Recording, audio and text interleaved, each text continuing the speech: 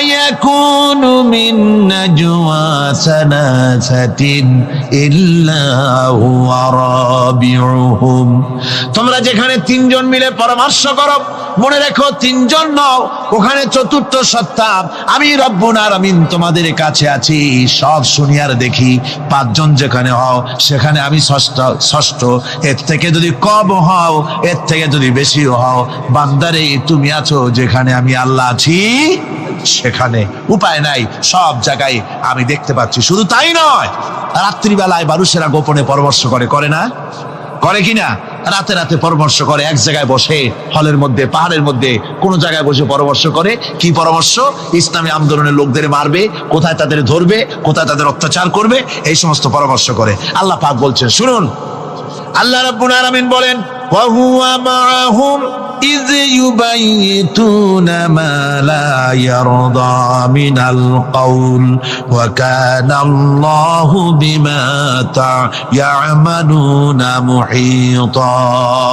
আল্লাহ পাক বলেন, তিনি তো ঠিক সেই সময়ও তোমাদের কাছে থাকেন যখন তোমরা নিজেদের ঘরের মধ্যে বসে কোন এক জায়গায় বসে আল্লাহর মর্জির খেলাফ পরামর্শ করো। আল্লাহ তখনও তোমাদের কাছে থাকেন।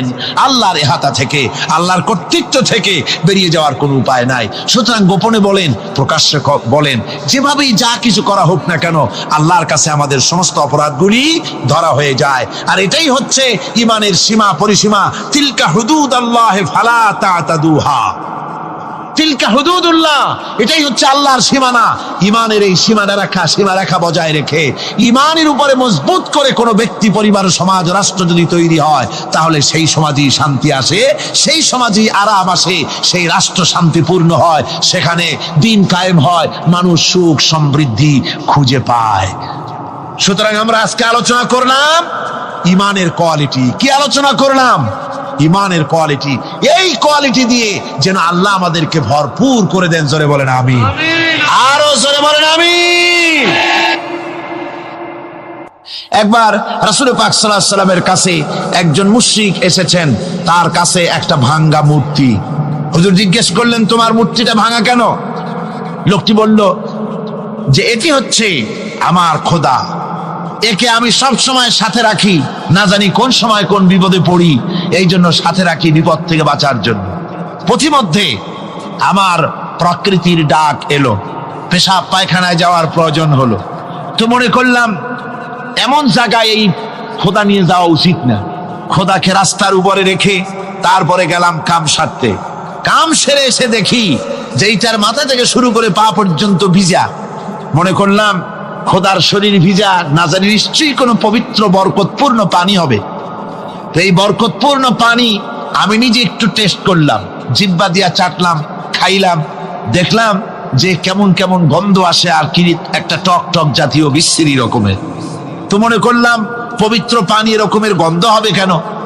এদিক ওদিক তাকালাম, তাকিয়ে দেখি দূরে একটা কুকুর দাঁড়ানো, তার নিচের থেকে পানি টপকাচ্ছে। তখন ভাবলাম যে আসলে কোন বরকতের পানি এটা। আমি তখন রাগ করে এইটা ঠ্যাং ধরে আছাড় মারলাম যে তুই কি খোদা না তুই একটা হুদা? তুই তো নিজেরই ঠেকাতে পারিস না বিপদ থেকে, তো আমারে ঠেকাবি কি করে? হাদিস শরীফ এসছে, রাসূল পাক সাল্লাল্লাহু আলাইহি সাল্লাম তখন হেসে দিয়েছিলেন। সে হাসিতে হুজুরের দন্ত মোবারক বিকশিত হয়েছিল, শরীর মোবারক কেঁপে উঠেছিল। হুজুর জিজ্ঞেস করলেন, আমার কাছে কি বক্তব্য এসেছো? লোকটি বলছে, হুজুর আমার কাছে আজকে এইসব জিনিসের ব্যর্থতা, অসারতা ধরা পড়েছে, আমি তৌহিদের আশ্রয় নিতে এসেছি। আল্লাহর নবী বললেন, পড়ো লা ইলাহা ইল্লাল্লাহু মুহাম্মাদুর রাসূলুল্লাহ। মুমিন ব্যক্তি আত্মমর্যাদার সৃষ্টি হয় তার কলিজার মধ্যে, আত্মসম্ভ্রম, আত্মসম্মান। সে কারো কাছে মাথা নত করবে না, তার কারণ সে জানে আমি যার গোলাম তিনি হচ্ছেন সকল ক্ষমতার উৎস। সকল ক্ষমতার উৎস কে? চিল্লায় বলতে হবে, সকল ক্ষমতার উৎস কে? কিন্তু আমার দেশের পার্লামেন্ট, আমার দেশের সংসদ, এই সংসদে নেতা নেত্রীরা সেখানে বসে বলেন সকল ক্ষমতার উৎস, সকল শক্তির উৎস জনগণ। বলেন এরকম সকল ক্ষমতার উৎস জনগণ, এই ধরনের কথা বলা শিরক, বিশ্বাস করাও শিরক। জনগণের ক্ষমতা কোথায়? জনগণ শুধু ভোটের ক্ষমতা রাখে, ক্ষমতা দেওয়ার মালিক আর ক্ষমতা ছিনায় নেওয়ার মালিক জোরে বলেন কে? জনগণই যদি ক্ষমতার মালিক হয় তাহলে 9 বছরের রাজার 10 বছরের সাজা হয় কেমনে? জনগণ ক্ষমতার মালিক নয়, এটি একটি মিথ্যে কথা। এই কথাটি শিরক, কোন মুসলমানের কথা বিশ্বাস করা উচিত নয়। কথা বুঝতে পেরেছেন? কোন মুসলমানের বিশ্বাস করা উচিত নয়। আল্লাহ পাক পরিষ্কার বলেছেন, আন্নাল কুওয়াতা লিল্লাহি জামিআ, সমস্ত ক্ষমতার উৎস কেবলমাত্র আল্লাহ সুবহানাহু ওয়া তাআলা। কিন্তু বেকুবরা বোঝে না, জনগণকে খুশি করার জন্য, তাদের ভোট যেন বারবার পাওয়া যায়, এই জন্য বলে সমস্ত ক্ষমতার উৎস জনগণ। বেকুবেরা, পাগলেরা বুঝে না, সেই জন্যই তারা এই কথাগুলি বলে। কয়েকটি কথা আমাদের দেশে চালু আছে যে কথাগুলি শুনলে খুবই খারাপ লাগে। একটা হচ্ছে সকল ক্ষমতার উৎস জনগণ, এটি মারাত্মক শিরকপূর্ণ কথা। আরেকটি কথা, যখন রেডিও টিভিতে বলা হয় যে কুতুবদিয়ার, হাতিয়া সন্দ্বীপ, কক্সবাজার উপকূলীয় এলাকায় থেকে 280 মাইল স্পিডে বাতাস প্রবাহিত হবে, 30 ফিট উঁচু হয়ে জলোচ্ছ্বাস হবে, গ্রেট ডেঞ্জার সিগন্যাল নাম্বার 10 দেখাবার জন্য বলা হলো, সাথে সাথে তারপরেই রেডিও টিভি থেকে, সরকারি যন্ত্র থেকে সরকারের লোকেরা বলতে থাকেন, এই বিরাট তুফান, জলোচ্ছ্বাস এবং ঘূর্ণিঝড়ের মোকাবেলা করার জন্য সেনাবাহিনী প্রস্তুত করে রাখা হয়েছে। কি বেকুবি! 30 ফুট জলোচ্ছ্বাস হবে, সেনাবাহিনী করবে কি? বন্দুক নিয়ে দাঁড়ায় থাকবে? মোকাবেলা করবা? প্রচন্ড বাতাসের মোকাবেলা করবা তুমি সলিমুদ্দি? হ্যাঁ, বরং বলা যেতে পারে ঘূর্ণিঝড় এবং জলোচ্ছ্বাসের পরে যে দুর্যোগ সৃষ্টি হবে তড়িৎ গতিতে, আমরা সেই দুর্যোগকে, মানুষকে ঠেকাবার জন্য আমরা প্রাণ চেষ্টা চালাবো, আমাদের সব মেশিনারি সেজন্য প্রস্তুত আছে, এটা বলা যেতে পারে। কিন্তু ঝড়ের মোকাবেলা করব, মারাত্মক কথা, মারাত্মক কথা। সকল ধন এবং সম্পদের মূল মালিক হচ্ছেন আল্লাহ পাক। সমস্ত ধন সম্পদের মালিক কে? আল্লাহ সুবহানাহু ওয়া তাআলা।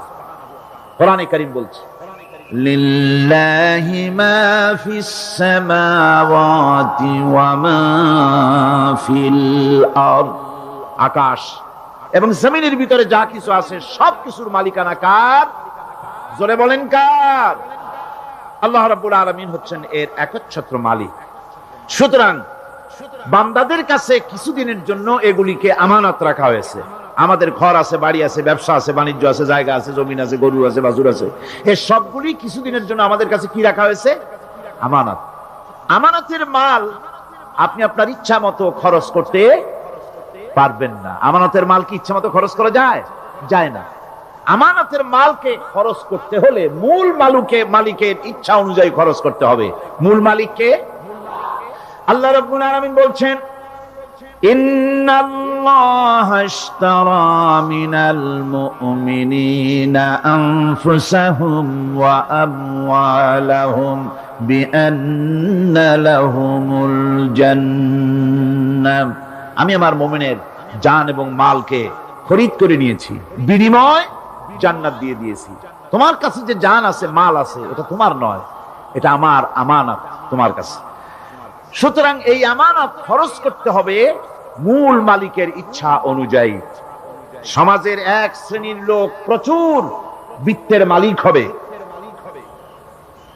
সমাজের এক শ্রেণীর লোক প্রচুর বিত্ত এবং সম্পদের মালিক হয়ে ভোগ বিলাসের আনন্দের স্রোতে ভেসে যেতে থাকবে, নিজেকে ভাসিয়ে দেবে। আর এক শ্রেণীর লোক অনাহারে অর্ধাহারে কষ্ট করবে। এ বিধান ইসলামের নয়। কেউ থাকবে 10 তলায় আর কেউ থাকবে গাছতলায়, কেউ খাবে পোলাও, কোরমা, বিরিয়ানি, আর কারো কিসমতে মরুচ পোলাও হবে না। এ বিধান আল্লাহর নয়। ইসলামের বিধান হচ্ছে যে আল্লাহ যে সব সম্পদ মানুষকে দান করেছেন। এই সম্পদের ভিতরে বিত্তহীনদের অধিকার রাখা হয়েছে। বিত্তহীন যারা গরিব, যাদের কিছু নাই, তারা আপনার করুণার পাত্র নয়। কি বলেন, তারা কি ধনীদের করুণার পাত্র? কোরআনে কারিমে আল্লাহ বলেন, ওয়াল্লাযীনা ফী আমওয়ালিহিম হাক্কুন লিস-সাইলি ওয়াল মাহরুম। ধনীদের সম্পদের ভেতরে গরিবদের, বিত্তহীনদের অধিকার রয়েছে। সে অধিকার আদায় করে দাও। দান করা এমনি দিয়ে দেওয়া এক জিনিস। গরিবদেরকে, বিত্তহীনদেরকে ইসলাম করুণার পাত্র বানায় নাই, বলেছে অধিকার। অধিকারটা বড় মজবুত কথা, এই কথার লোড আছে, ওয়েট আছে। আপনার আমার সম্পদের, অর্থাৎ যাদের বিত্ত আছে, বিত্ত সম্পদওয়ালা সম্পদশালী লোকেদের সম্পদের ভেতরে গরিবদের অধিকার রয়ে গেছে। সে অধিকার আদায় করতে হবে। ইসলাম সকল মানুষের দারিদ্র দূর করে বেঁচে থাকার মৌলিক অধিকার প্রতিষ্ঠিত করেছে। রাসূল করিম সাল্লাল্লাহু আলাইহি ওয়াসাল্লাম বলেছেন, লাইসা লি ইবনি আদম হাক্কুন সিওয়া হাযিহিল খিসাল, বাইতুন ইয়াসকুনুহু ওয়া সাওবুন ইউয়ারি আওরাতাহু ওয়া জালফাল খুবজ ওয়াল মা, আখরাজাহু তিরমিজি। তিরমিজি শরীফের হাদিসের ভেতরে এসেছে, রাসূল করিম সাল্লাল্লাহু আলাইহি ওয়াসাল্লাম বলেছেন, প্রত্যেকটি বনি আদমের তার বাস করার জন্য একটা গৃহ, এবং লজ্জা ঢাকার জন্য, শীত নিবারণের জন্য তার বস্ত্র, আর ক্ষুধা মিটাবার জন্য তার পানি আর রুটি ইত্যাদির ব্যবস্থা করতে হবে। চাই সে মুসলমান হোক, আর হিন্দু হোক, আর খ্রিস্টান হোক। বনি আদম, আদমের সন্তান যে মানুষ, যে তার এই অধিকার ইসলাম প্রতিষ্ঠিত করেছে। আজ বলা হচ্ছে খাদ্য, বস্ত্র, বাসস্থান সমাধান দেবে অমুকরা তমুকরা, এরকমের স্লোগান হয় না? ওরা দিতে পারবে না, ওরা দিতে পারে নাই। খাদ্য, বস্ত্র, শিক্ষা, চিকিৎসা, বাসস্থানের গ্যারান্টি দিয়েছে কোরআন, দিয়েছে আল্লাহ রসুল জনাব মুহাম্মদ রাসূলুল্লাহ সাল্লাল্লাহু আলাইহি ওয়াসাল্লাম।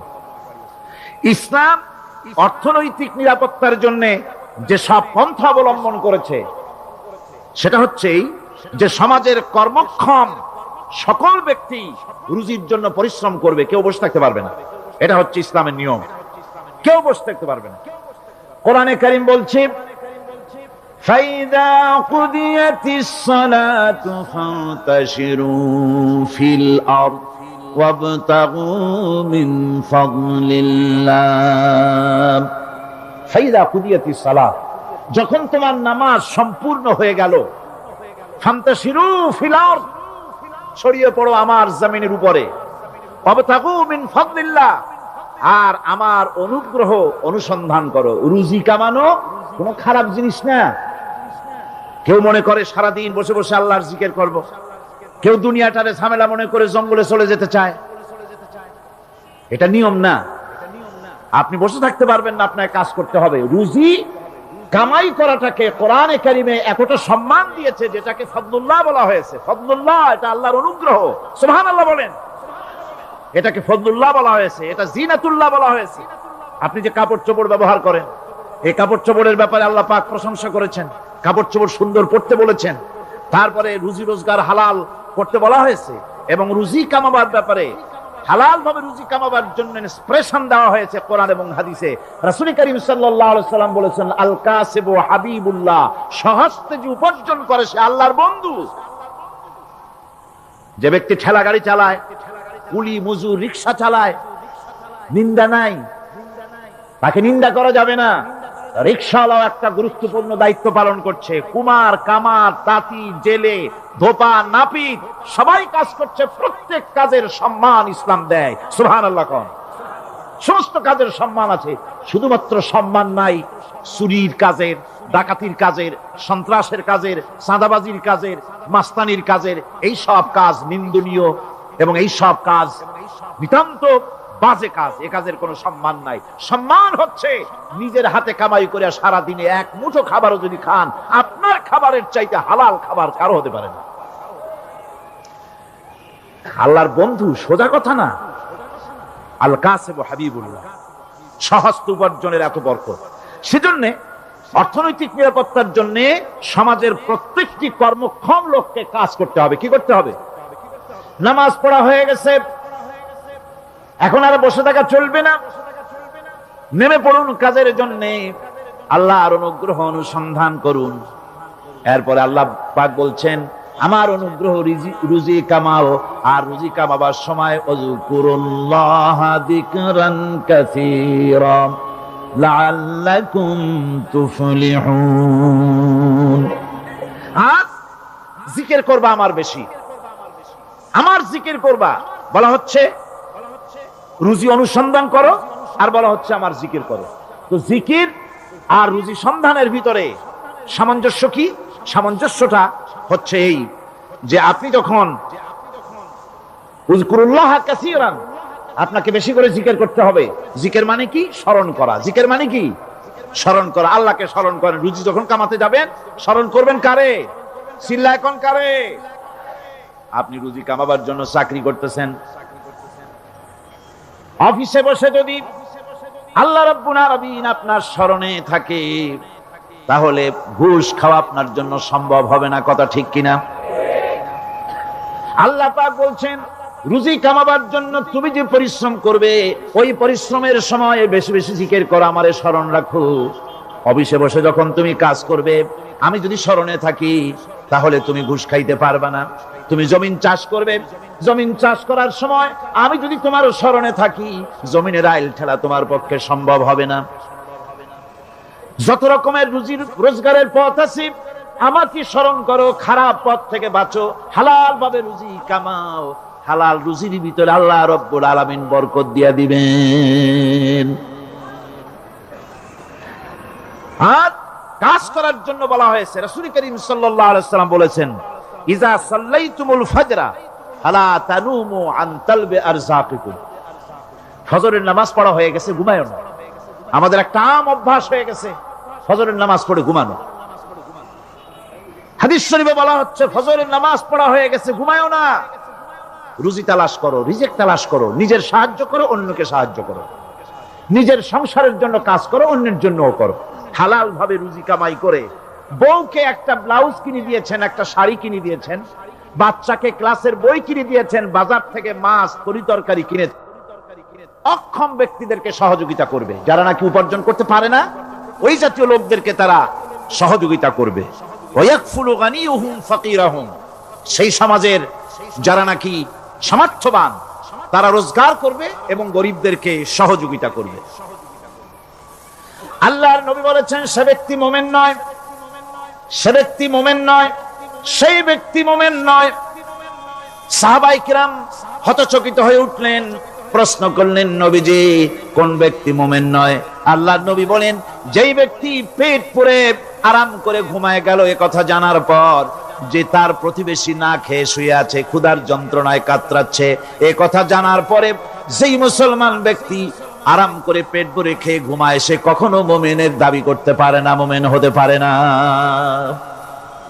কত বড় কথা! ইসলাম মানুষকে তাকিদ করেছে তার প্রতিবেশীর উপরে লক্ষ্য রাখার জন্য, তার প্রতিবেশীকে লক্ষ্য রাখার জন্য, গরিব মানুষের প্রতি লক্ষ্য রাখার জন্য। রাসূল করিম সাল্লাল্লাহু আলাইহি ওয়াসাল্লাম বলছেন, আইয়ু রাজুলিন মাতা দিয়ান বাইনা আগনিয়ায়ে ফাকাদ বারিয়াত মিনহুম জিম্মাতুল্লাহি ওয়া রাসূলুহু। আল্লাহর নবী বলেন, কোন ধনী ব্যক্তিদের মাঝে কোন গরিব প্রতিবেশী যদি না খেয়ে মারা যায়, তাহলে ওই এলাকার বিত্তশালী লোকদের সাথে আল্লাহর সমস্ত সম্পর্ক, রাসূলের সব সম্পর্ক ছিন্ন হয়ে যায়। কে বলতে পেরেছে এত বড় কথা? মানুষের অর্থনৈতিক নিরাপত্তার জন্য কত বড় কথা বলেছে ইসলাম, বলেছে বিশ্বনবী জনাবে মুহাম্মদ রাসূলুল্লাহ সাল্লাল্লাহু আলাইহি ওয়াসাল্লাম। আল্লাহ রাব্বুল আলামিন বলেন, ধনীদের হাতে যেন সম্পদগুলি পুঞ্জীভূত হয়ে না যায়, কাইলা ইয়াকুনা দুলাতাম বাইনাল আগনিয়াই মিনকুম। তোমাদের ধনীদের হাতে যেন সম্পদগুলি, সমাজের সম্পদগুলি যেন পুঞ্জীভূত না হয়, সেগুলি বরং ছড়িয়ে আস্তে করে যেন সমস্ত গরিব যেন সাধারণের কাছে যেতে পারে, সে ব্যবস্থা করতে হবে। যাকাত প্রদানের মাধ্যমে ধনীদের কাছ থেকে নিয়ে গরিবদেরকে দিয়ে দিতে হবে। আর বুখারী শরীফের সারা ফাথুল বারীতে হাফেজ ইবনে হাজার আসকালানী রাহিমাহুল্লাহ তিনি বলেছেন, যাকাত যদি ধনীরা না দেয়, যদি কেউ দিতে বাধা দেয়, ফামানিমতানা উখিযাত বিহি কাহরান, যদি যাকাত না দেয় জবরদস্তি করে যাকাত আদায় করে নিবে গভর্নমেন্ট। যাকাত দিতেই হবে। মুনকিরিনে যাকাত, যারা যাকাত দিতে অস্বীকার করেছিল, হযরতে সিদ্দিক আকবর, হযরতে আবু বকর সিদ্দিক রাদিয়াল্লাহু তাআলা আনহু, তিনি তাদের সম্পর্কে বলেছিলেন, ওয়াল্লাহি লাউ কাতিলান্না মান ফাররাকা বাইনাস সালাতি ওয়াজ যাকাত, অবশ্যই আমি ওই সম্প্রদায়ের লোকের বিরুদ্ধে যুদ্ধ ঘোষণা করব যারা নামাজ আর যাকাতের মধ্যে পার্থক্য সূচিত করবে। যারা নামাজ তো পড়বে কিন্তু যাকাত দিবে না সরকারের কাছে, যাকাত আদায় করবে না, তাদের বিরুদ্ধে যুদ্ধ ঘোষণা করব। ইসলামী সরকার যদি প্রতিষ্ঠিত হয় তাহলে এই যাকাত আদায় করা হবে। যাকাত কেউ নিয়ে বসে থাকতে পারবে না, যাকাত আদায় করা হবে। আমাদের দেশে নিয়ম মাফিক যদি যাকাত আদায় করা হতো, এই দেশ যদি ইসলামী গভর্নমেন্ট হতো, আল্লাহ যেন দয়া করে দেন, কন্যা আমিন।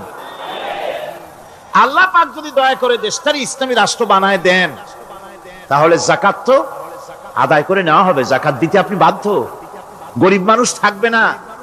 এখনো বাংলাদেশের নিয়ম মাফিক যদি যাকাত আদায় করা হয়, নিয়ম মাফিক মানে সোনার যাকাত, রূপার যাকাত, নগদ ক্যাশের যাকাত, ফসলের ওষুধ সঠিকভাবে যদি আদায় করা হয়, তো একেবারে কম করে হলেও 1000 কোটি টাকা যাকাতের টাকা কালেকশন হতে পারে। এটা কি কম কথা? 1000 কোটি টাকা, এই টাকা আদায় করা হচ্ছে না। এই টাকা আদায় না করার কারণে যে শূন্যতার সৃষ্টি হচ্ছে, এই ভ্যাকুয়ামকে পূর্ণ করার জন্য এগিয়ে এসেছে 7 সমুদ্র 13 নদীর উপর থেকে এনজিওরা। এনজিওরা এসে আমাদের দেশে, সব এনজিও খারাপ আমি তা বলি না, বহু এনজিও আছে যারা এদেশের উন্নয়নের, আর্থসামাজিক উন্নয়নের জন্য তারা প্রচেষ্টা করছে। রাস্তাঘাট, স্কুল, কলেজ, চিকিৎসা ইত্যাদির দিকে কাজ করছে। যতগুলি এনজিও আমাদের দেশে আছে তার ভিতরে 52টা এনজিও গোনা বাছা যারা ইসলামের প্রকাশ্য দুশমন, আর এর শীর্ষস্থানে আছে ব্রাক। এই এনজিও গুলি তারা আমাদের দেশে এসে সুদি কারবার শুরু করেছে, পরিপূর্ণভাবে সুদের কারবার। ব্যাংকের থেকে যদি আপনি লোন নেন তাহলে 15 or 17% ইন্টারেস্ট দিতে হবে। আর ওদের কাছ থেকে যে সুদ, যে টাকা নেওয়া হয়, সেই টাকায় গ্রামীণ ব্যাংক থেকে শুরু করে ব্রাক বলেন, কারিতাস বলেন, অক্সফাম বলেন, অ্যাডাপ বলেন, যেগুলি আছে এগুলি সুদ নেয় 30 থেকে 34% পর্যন্ত। গোটা জাতিকে গ্রাম পর্যায়ে তারা সুদের নিবিড় চাষ করতেছে, ঘরে ঘরে সুদ পৌঁছে দিয়েছে, মুসলমান নারীদেরকে বেহুরমতি করেছে, ইসলামের ঐতিহ্য ধ্বংস করতেছে, নারীদেরকে বিপর্দা করতেছে, আমার দেশের ফ্যামিলি স্ট্রাকচারকে এনজিওরা ধ্বংস করে দিচ্ছে।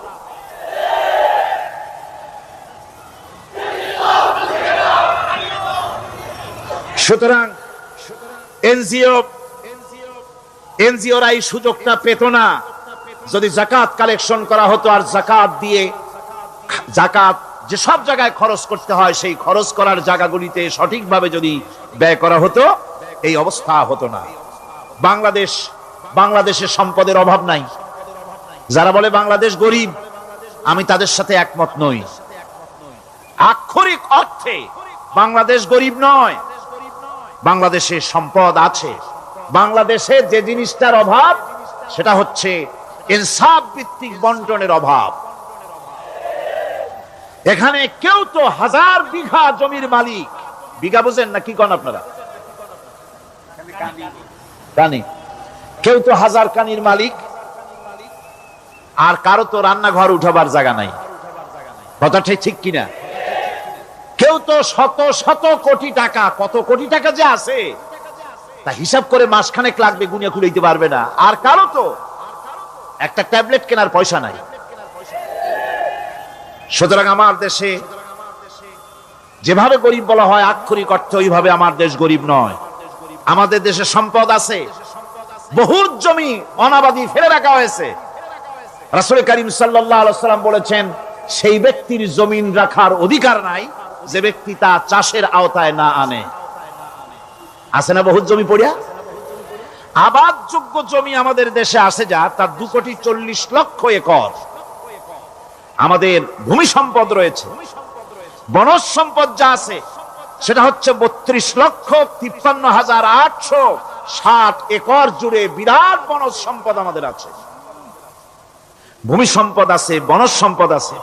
আমাদের রয়েছে পানি সম্পদ, প্রায় 250 নদী, 3,600 বর্গ মাইল জুড়ে নদীগুলো প্রবাহিত আছে। আমাদের পানি সম্পদ আছে।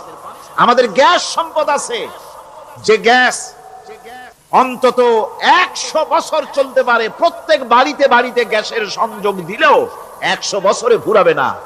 আলহামদুলিল্লাহ কইতে ইচ্ছা করে না? জোরে কোন আলহামদুলিল্লাহ।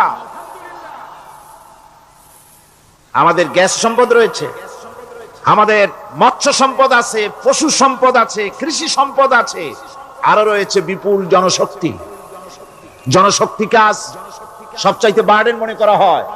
জনশক্তিকে বলা হয় বাংলাদেশের সবচাইতে বড় সমস্যা, জনশক্তি সমস্যা। এটা হচ্ছে যে সরকার আসে তারই ভূতে পায়, যে যায় লঙ্কা সে আর মানুষ আলে ফেরে না। মানুষগুলি তার জন্য জ্বালা। অথচ এই মানব শক্তি হচ্ছে শ্রেষ্ঠ শক্তি। ইউনিভার্সিটি জনমের মতো না বাড়াইয়া, এখন তো ইউনিভার্সিটি দাবি করতেছে সকলে, গ্রামে গঞ্জে থানায় রান্নাঘরে সব জায়গায় কয় আমাদের ইউনিভার্সিটি দাও। আর ইউনিভার্সিটির ফজিলত কি তা তো আমরা দেখতেইছি।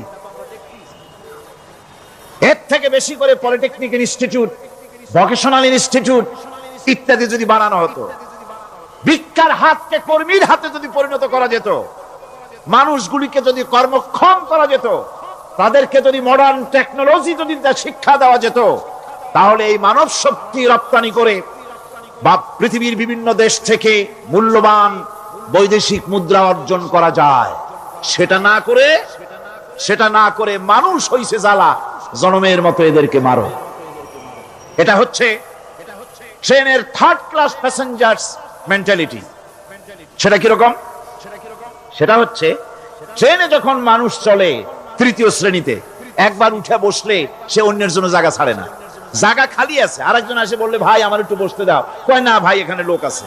আসলে কিন্তু লোক নাই। আপনি যদি বলেন যে সেই লোক আসলে আমি জায়গা ছেড়ে দেবো, ততক্ষণ তো বসি। আপনি বসলেন, এরপরে আপনি তো বুঝছেন যে লোকটা ফাঁকিতেছে, ওই চিন্তা আপনার মধ্যেও ঢুকবে। আর একজন আসবে, বসার জায়গা আছে, আপনি বলবেন না এখানে জায়গা নাই। ট্রেনের থার্ড ক্লাস প্যাসেঞ্জারদের যে মন মানসিকতা, বর্তমান মুসলিম দেশগুলির সরকার প্রধানেরা ঠিক ট্রেনের থার্ড ক্লাস প্যাসেঞ্জারদের চাইতো থার্ড ক্লাস। মানব শক্তিকে কাজে লাগাবার চিন্তা না করে উল্টা চিন্তা তারা করছেন। এত সম্পদ থাকা সত্ত্বেও বাংলাদেশ আজ যে অভাব সৃষ্টি হয়েছে তা কৃত্রিম, এবং তা সৃষ্টি হয়েছে এটা এর একমাত্র দায়ী এর জন্য রাজনৈতিক ষড়যন্ত্র। রাজনৈতিক ষড়যন্ত্রের কারণেই এই অভাব সৃষ্টি হয়েছে। গোড়া থেকেই আমাদের এই দেশটি ষড়যন্ত্রের শিকার। প্রথমে ব্রিটিশ বেনিয়ারা 200 বছর পর্যন্ত গোলামীর জিনজির পরিয়ে দিয়েছে। 200 বছর গোলামীর পর দ্বিজাতি তত্ত্ব এবং মুসলিম সংখ্যাগরিষ্ঠতার ভিত্তিতে 47-এর আজাদি, তারপর পশ্চিমাদের শোষণ বঞ্চনা থেকে মুক্তি লাভের জন্য 71-এর আজাদি, এরপরে দেশের 90% হচ্ছে মুসলমান। 90% কারা? চিল্লায় বলেন না কারা? পৃথিবীর এই দ্বিতীয় বৃহত্তম মুসলিম জনগোষ্ঠীকে খ্রিস্টান আর ইহুদিরা তারা চেয়েছে জনগণকে খ্রিস্টান বানাতে। আমাদের দেশের জনগণকে তারা চায় খ্রিস্টান বানাতে। যারা কমিউনিস্ট তারা চায় আমাদেরকে নাস্তিক বানাতে। আর পার্শ্ববর্তী দেশের পেইড এজেন্ট যারা আমাদের দেশে আছে, তারা চায় পৃথিবীর নিকৃষ্টতম কুফরি মতবাদ, ধর্ম নিরপেক্ষ মতবাদের মাধ্যমে গোটা জাতিকে ধর্ম থেকে দূরে সরিয়ে দিতে চায়। সুতরাং এই ষড়যন্ত্রের শিকার হয়ে আছে বাংলাদেশ।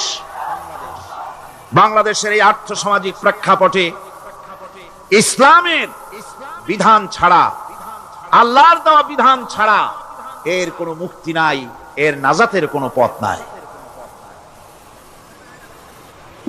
আল্লাহ রাসূল ক্ষমতা আরোহণ করলেন, রাষ্ট্রের মালিক হলেন, প্রেসিডেন্ট হলেন।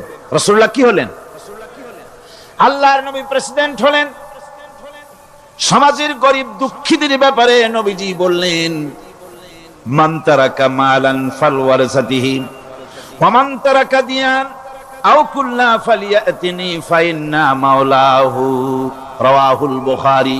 আওয়াতি ওয়াল আরদা হানিফা ওয়া মা আনা মিনাল মুশরিকিন।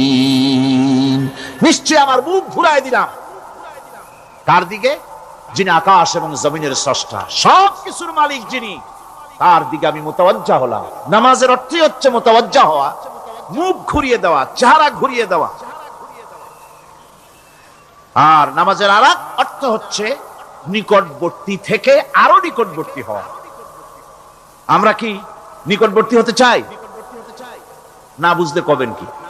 নিকটবর্তী হইতে চাই কার? আল্লাহ। আমরা কি আল্লাহর নিকটবর্তী হতে চাই? আল্লাহ রাব্বুল আলামিন বলেন, নিকটবর্তী হতে হলে ওয়াসজুদ ওয়াকতারিব, সেজদা দাও আর সেজদার মাধ্যমে আমার নিকটবর্তী হয়ে যাও। সেজদা দিলেই আল্লাহর নিকটবর্তী হওয়া যায়। কোন সুবহানাল্লাহ। সাহাবী, আল্লাহ নবীর সাহাবী প্রশ্ন করেছেন, নবীজি বান্দা কখন আল্লাহর নিকটবর্তী হয়ে যায়? নবীজি বলেছেন, বান্দা যখন সেজদা দেয় তখন আল্লাহর বান্দার মাঝে কোনো হিজাব থাকে না, একদম আল্লাহ পাকের নিকটবর্তী হয়ে যায় বান্দা যখন সেজদায় পড়ে যায়। সুতরাং নামাজ হচ্ছে নিকটবর্তী হওয়া, সালাত এটা হচ্ছে নিকটবর্তী হওয়া। নামাজ ফরজ হওয়ার কারণ হচ্ছে এই যে মানুষ আল্লাহর বান্দা বা গোলাম হিসেবে সৃষ্টি হয়েছে, তাই একমুখী হয়ে রবের বন্দিগি করা এটা হচ্ছে তার স্বাভাবিক একটা প্রকৃতি। আল্লাহ রাব্বুল আলামিন এই প্রকৃতির দাবি মিটাবার জন্যই নামাজের ব্যবস্থা করেছেন। মানুষের ফিতরত, মানুষের নেচার, মানুষের ফিতরত হচ্ছে এই যে কারো না কারো কাছে মাথা নত করা, হাত জোড় করা, মাথা নত করা, সার্বভৌমত্বের মালিক কাউকে মনে করা। হাত জোড় করতে হলে, মাথা নত করতে হলে, সার্বভৌমত্বের মালিক হিসেবে কাউকে গ্রহণ করতে হলে আল্লাহর বিকল্প কেউ আছে নাকি? ইসলামের মূল দাওয়াতটা হলো ফিতরাত অনুযায়ী দাওয়াত দেওয়া হয়েছে, মানুষ যেন মাথা নত করে, গোলামি করে। এজন্য আল্লাহ রাব্বুল আলামিন বলেছেন যে আমি মানুষ এবং জিনকে সৃষ্টি করেছি, তার কারণটাই হলো মা খালাকতুল জিন্না ওয়াল ইনসা ইল্লা লিয়াবুদুন। মানুষ আর জিন জাতিকে সৃষ্টি করা হয়েছে ইবাদতের জন্য, গোলামির জন্য। ইবাদত আর গোলামি এটাই করতে হবে, গোলামি করতে হবে, দাসত্ব করতে হবে। আর এই দাসত্ব, আল্লাহর আনুগত্যই গোলামির দাওয়াত দিয়েছেন দুনিয়ার সব নবীরা। কোন নবী বলেন নাই যে আমার গোলামি করো। কেউ বলেছেন? বলেন জোরে, কেউ বলেছেন? আল্লাহ পাক বলেন, ওয়ালাকাদ বা'আসনা ফি কুল্লি উম্মাতির রাসূলা আন ইবুদুল্লাহা ওয়াজতানিবুত তাগুত। প্রত্যেক জাতির জন্য আমি রাসূল প্রেরণ করেছি, তারা মানুষকে দাওয়াত দিয়েছেন এই কথা বলে যে এক আল্লাহর গোলামি করো, তিনি ছাড়া কোনো ইলাহ নাই, আইন দাতা নাই, বিধান দাতা নাই, তার গোলামি, তার সামনে মাথা নত করে না। আর প্রত্যেক নবীর যুগেই নামাজ রোজা শরীয়তের মধ্যে ছিল। নামাজ রোজা কম বেশি প্রত্যেক নবীর জামানায় আল্লাহ পাক এটাকে বাধ্যতামূলক করেছিলেন। নামাজ, রোজা, যাকাত সব নবীদের জন্য বাধ্যতামূলক ছিল, তার উম্মতের জন্য বাধ্যতামূলক ছিল। নামাজ হচ্ছে তাওহীদের অবশ্যম্ভাবী এক বহির্প্রকাশ। তাওহীদের জন্য তাওহীদবাদী মানুষ যারা, তাদেরকে নামাজ আদায় করতেই হবে। আকীদা বিশ্বাসের দিক থেকে তাওহীদ যদি হয় পুরা দ্বীনের মূল উৎস, তাহলে আমলের দিক থেকে নামাজ হচ্ছে পুরা দ্বীনের মূল ভিত্তি। নামাজ হচ্ছে আমলের মূল ভিত্তি। এর বাস্তবায়ন ছাড়া দ্বীন পূর্ণ হয় না। নামাজ মুমিনের কেবলমাত্র একটি উত্তম আমলই নয়, বরং নামাজ হচ্ছে ঈমানের মূল ভিত্তি। যার কাছে নামাজ নাই তার কাছে কিছুই নেই। রাসূল করিম সাল্লাল্লাহু আলাইহি ওয়াসাল্লাম বলেছেন যে নামাজ যে ব্যক্তি পড়ে না, আল্লাহ পাকের সাথে তার কোনো সম্পর্ক বাকি থাকে না। সুতরাং এই নামাজটা হচ্ছে এই যে একমাত্র একাগ্র চিত্তে আদবের সাথে আল্লাহর সামনে রুজু হয়ে যাওয়া। কোরআনে কারীম বলছে মুনিবিনা ইলাইহি ওয়াত্তাকুহু ওয়া আকিমুস সালাতা ওয়া লা তাকুনু মিনাল মুশরিকিন। তোমরা আল্লাহর দিকে রুজু হয়ে যাও এবং তাকে ভয় করে অন্যায় কাজ থেকে বিরত থাকো, আর নামাজ কায়েম করো, মুশরিকদের অন্তর্ভুক্ত হয়ে যেও না। নামাজ কায়েম করা, নামাজের আদেশ কোরআনে কারীমের মধ্যে আল্লাহ পাক বহু জায়গায় করেছেন। ঈমানের পর নামাজই হচ্ছে সবচেয়ে বড় জরুরি। একজন মানুষ ঈমান আনলো, যেমন কালকে একজন ঈমান এনেছে, ঈমান আনার সাথে সাথে তার প্রথম কাজ কি বলুন? বলেন প্রথম কাজ কি? ফজরের নামাজের আগে একজন ইসলাম কবুল করলেন, তার প্রথম দায়িত্ব নামাজকে আদায় করে দেওয়া, ফজরের নামাজ পড়া। যোহরের আগে কেউ ঈমান আনলো, তার প্রথম দায়িত্ব যোহরের নামাজ আদায় করা। আসরের নামাজের আগে ঈমান এনেছে, তার প্রথম দায়িত্ব হলো আসরের নামাজ আদায় করা। তার মানে হলো ঈমান আনার পর একজন ঈমানদারের প্রথম দায়িত্ব হচ্ছে নামাজ। গুরুত্বপূর্ণ বিষয়, খুব ভালো করে শুনতে হবে, ইয়াদ রাখতে হবে প্রত্যেকটি মুসলমানের। এই নামাজ কি জিনিস, কেমনে আদায় করতে হবে, আদায় না করলে কি হবে, গুরুত্বপূর্ণ এই কথাগুলি প্রত্যেকের স্মরণ রাখতে হবে। হযরত মূসা আলাইহিস সালামকে আল্লাহ রাব্বুল আলামিন ওহী প্রদান করলেন। যেদিন ওহী দিলেন, ওহী দিয়ে সেই মুহূর্তে আল্লাহ পাক তাকে শোনালেন, ইন্নানি আনাল্লাহ লা ইলাহা ইল্লা আনা ফা'বুদনি ওয়া আকিমিস সালাতা লিযিকরি। নিশ্চয়ই আমি আল্লাহ, আমি ছাড়া কোনো ইলাহ নাই, আমার গোলামি করো, আমার দাসত্ব করো, আর আমার শরণার্থে নামাজ কায়েম করো। নামাজ নামাজ নামাজ কায়েম করতে হবে, এটাই হচ্ছে ঈমানের সবচেয়ে বড় দাবি। অন্যত্র আল্লাহ পাক বলছেন, কুল ইন্না হুদাল্লাহি হুয়াল হুদা ওয়া উমিরনা লিনুসলিমা লিরাব্বিল আলামিন। হে নবী বলুন, প্রকৃতপক্ষে আল্লাহর হেদায়েত হচ্ছে সঠিক হেদায়েত। সত্যিকারের হেদায়েত কার হেদায়েত? আল্লাহ পাকের হেদায়েত। এবং তার পক্ষ থেকে নির্দেশ করা হয়েছে যে সারা জাহানের মালিকের সামনে মাথা নত করে দাও। মাথা নত করবেন কার কাছে? আল্লাহ পাকের কাছে। ওয়া আনাকিমুস সালাতা ওয়াত্তাকুহু ওয়া হুয়াল্লাযী ইলাইহি তুহশারুন। আর নামাজ প্রতিষ্ঠা করো, আল্লাহ রাব্বুল আলামিনের ভয়তে সমস্ত অপরাধমূলক কাজ থেকে, অসামাজিক কার্যকলাপ থেকে বিরত থাকেও। আর একদিন মনে রেখো, তোমাদের সকলকেই আল্লাহ রাব্বুল আলামিনের দরবারে উপস্থিত হতে হবে। নামাজ ঈমান থাকা না থাকার প্রমাণ। ঈমান আছে কি ঈমান নাই এর প্রমাণ কি? নামাজ। আল্লাহ পাক বলছেন, ফালা সাদ্দাকা ওয়ালা সাল্লা ওয়ালাকিন কাযযাবা ওয়া তাওয়াল্লা। কিন্তু না সে সত্য মেনে নিল, আর না সে সালাত আদায় করলো, বরং সত্যকে মিথ্যা মনে করে ফিরে গেল। নামাজটাই হচ্ছে একজন মানুষের, সে মুমিন না কাফের তা প্রমাণ করার জন্য, এটাই হচ্ছে মূল কথা। কিয়ামতের দিন মানুষ যে জাহান্নামে যাবে, জাহান্নামের জন্য, জাহান্নামে যে সব কারণে যাবে তার মধ্যে বড় কারণ কালকে বলেছিলাম, দেখি মনে আছে নাকি? বড় কারণ কয়টা? কয়টা? আলহামদুলিল্লাহ মনে আছে। আল্লাহ রাব্বুল আলামিন বলেন, ইয়াতাসাআলুনা আনিল মুজরিমিন, কিয়ামতের দিন অপরাধীদেরকে জিজ্ঞেস করা হবে, মা সালাকাকুম ফি সাকার, জাহান্নামে কেন আসছো?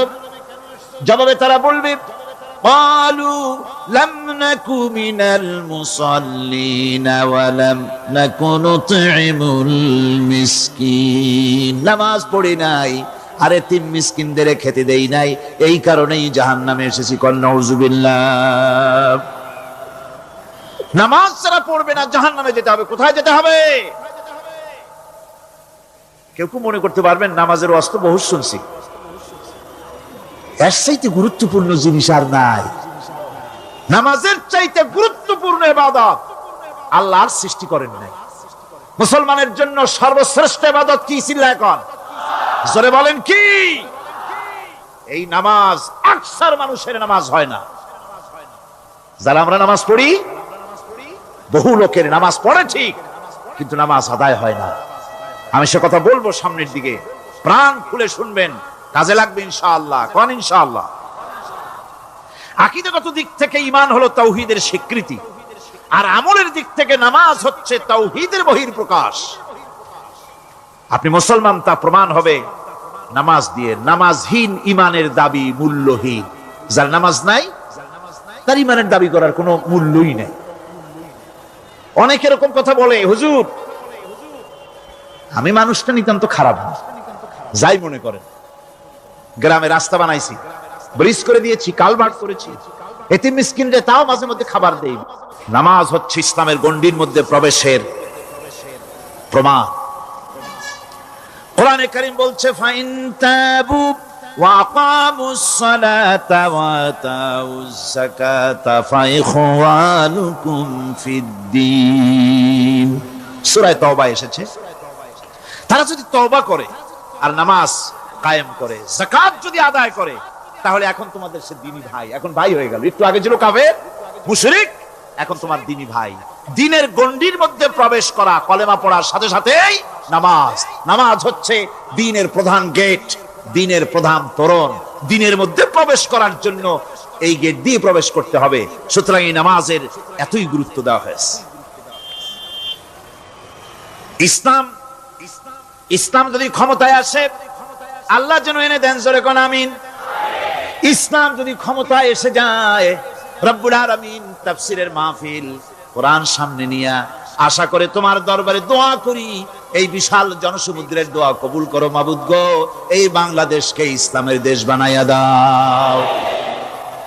দেশটা যদি ইসলামের হয়ে যায়, আইন যদি আল্লাহর হয়, শাসন যদি সৎ লোকেরা করে, রব্বুল আলামিন কোরআন শরীফে বলেন, তাহলে তারা 4টা কাজ করবে। আল্লাযীনা মাক্কান্নাহুম ফিল আরদ আকামুস সালাতা ওয়া আতাউজ যাকাত ওয়া আমারু বিল মা'রুফি ওয়া নাহাউ আনিল মুনকার। মুমিনেরা ক্ষমতায় এসে প্রথম যে কাজটা করবে, প্রথমে ক্ষমতায় এসেই নামাজ বাধ্যতামূলক করবে। প্রথম কি? ওয়াজ নসিহতে অনুরোধ করা হবে না, বাবাজিরা আল্লাহর রাস্তায় নামাজটা পড়েন না।